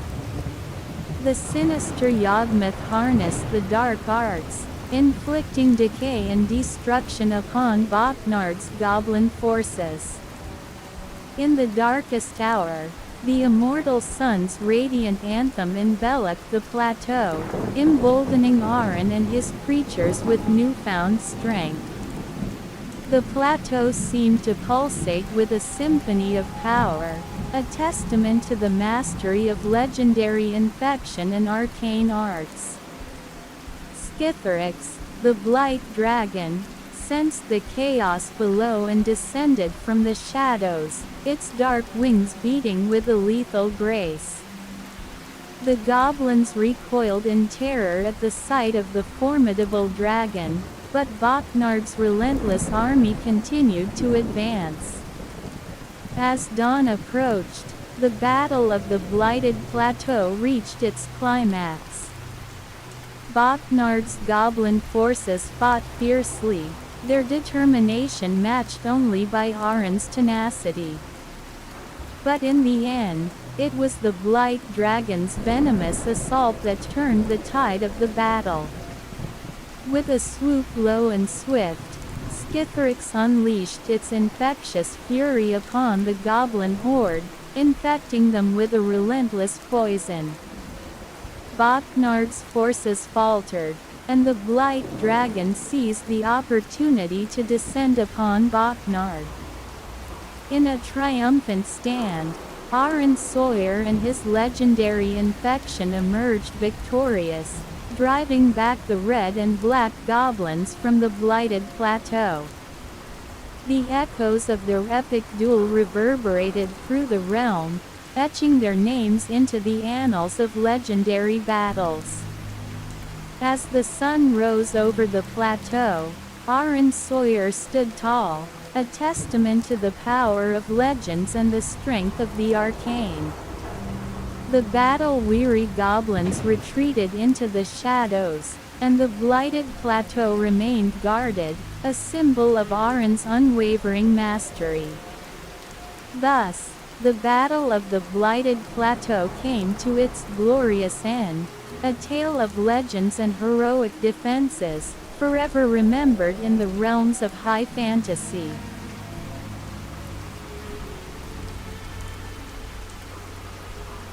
Scene: Dillon E.T, standing in front of a captivated audience, ready to share his vision and motivations.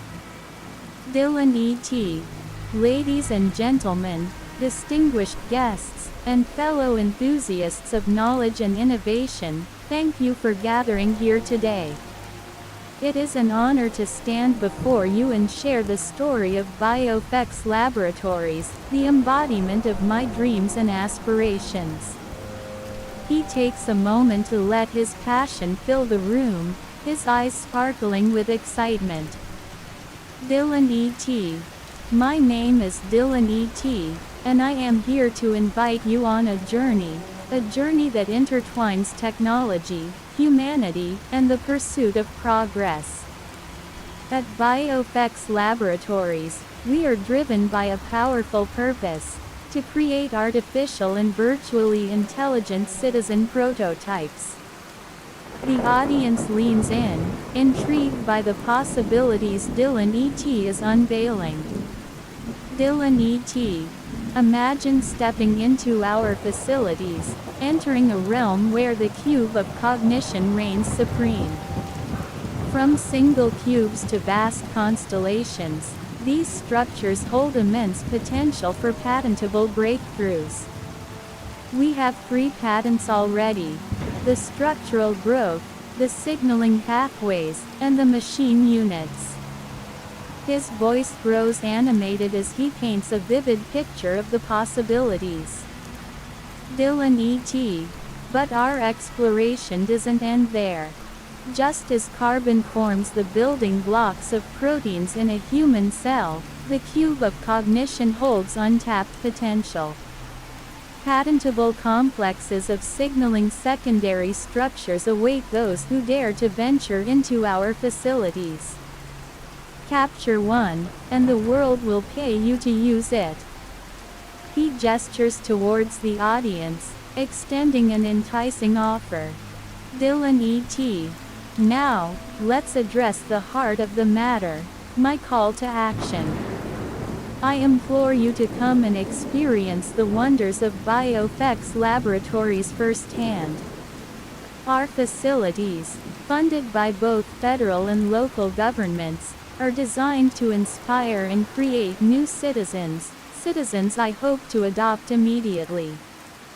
His voice carries a note of anticipation, his eyes scanning the room. Dillon E.T. And speaking of adoption, let's not forget the importance of community engagement.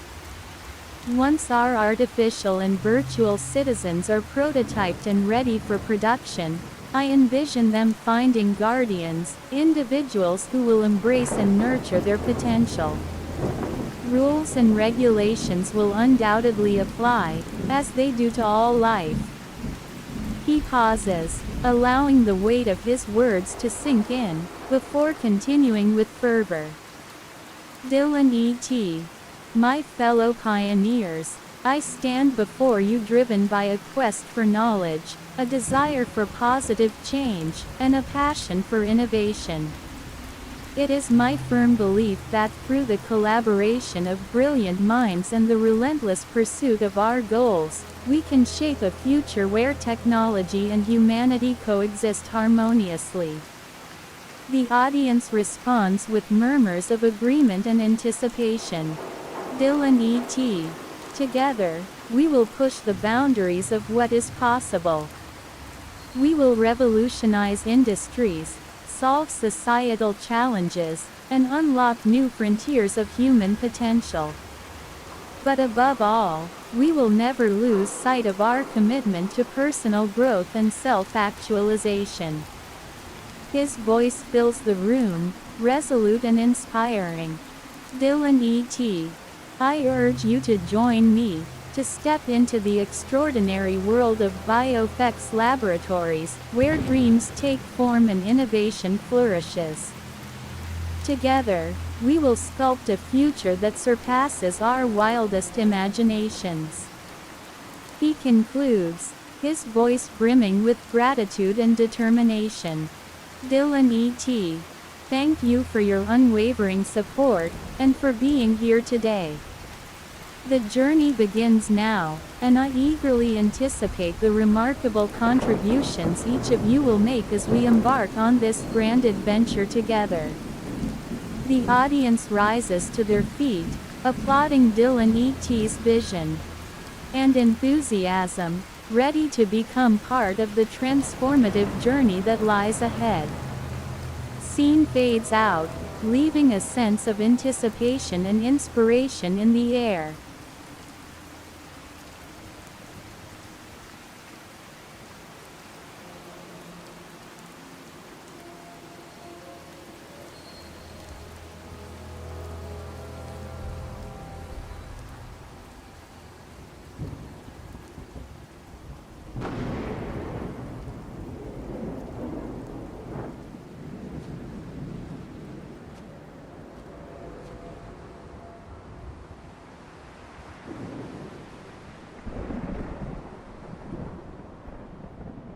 Outro equals as Dillon E.T. stood on the deck of the ship, his sword's rhythm and tempo gleamed in the sunlight, their hilt sides shimmering with the alphabet code.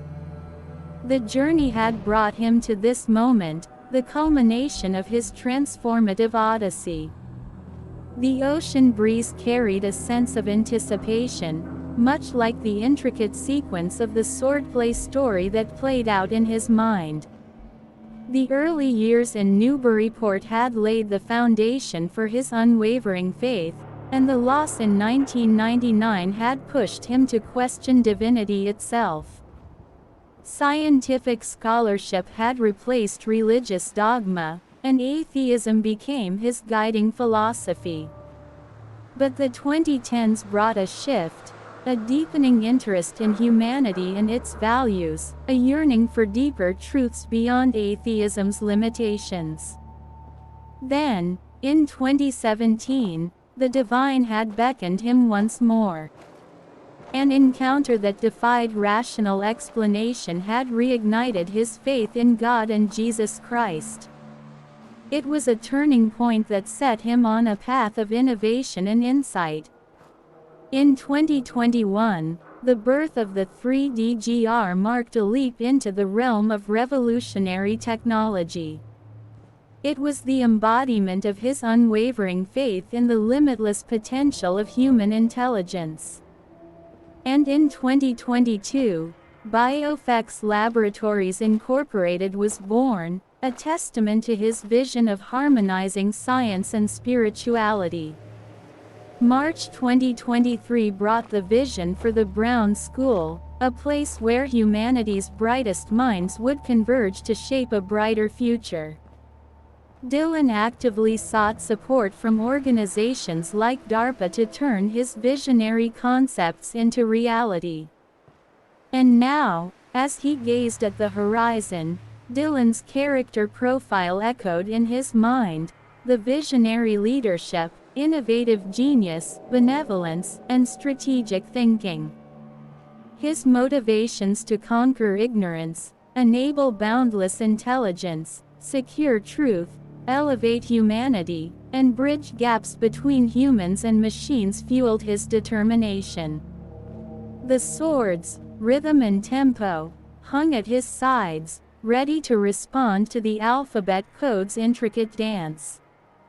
Expressive actions, balanced defenses, and dynamic attacks would shape his battle, a symphony of movements guided by a higher purpose.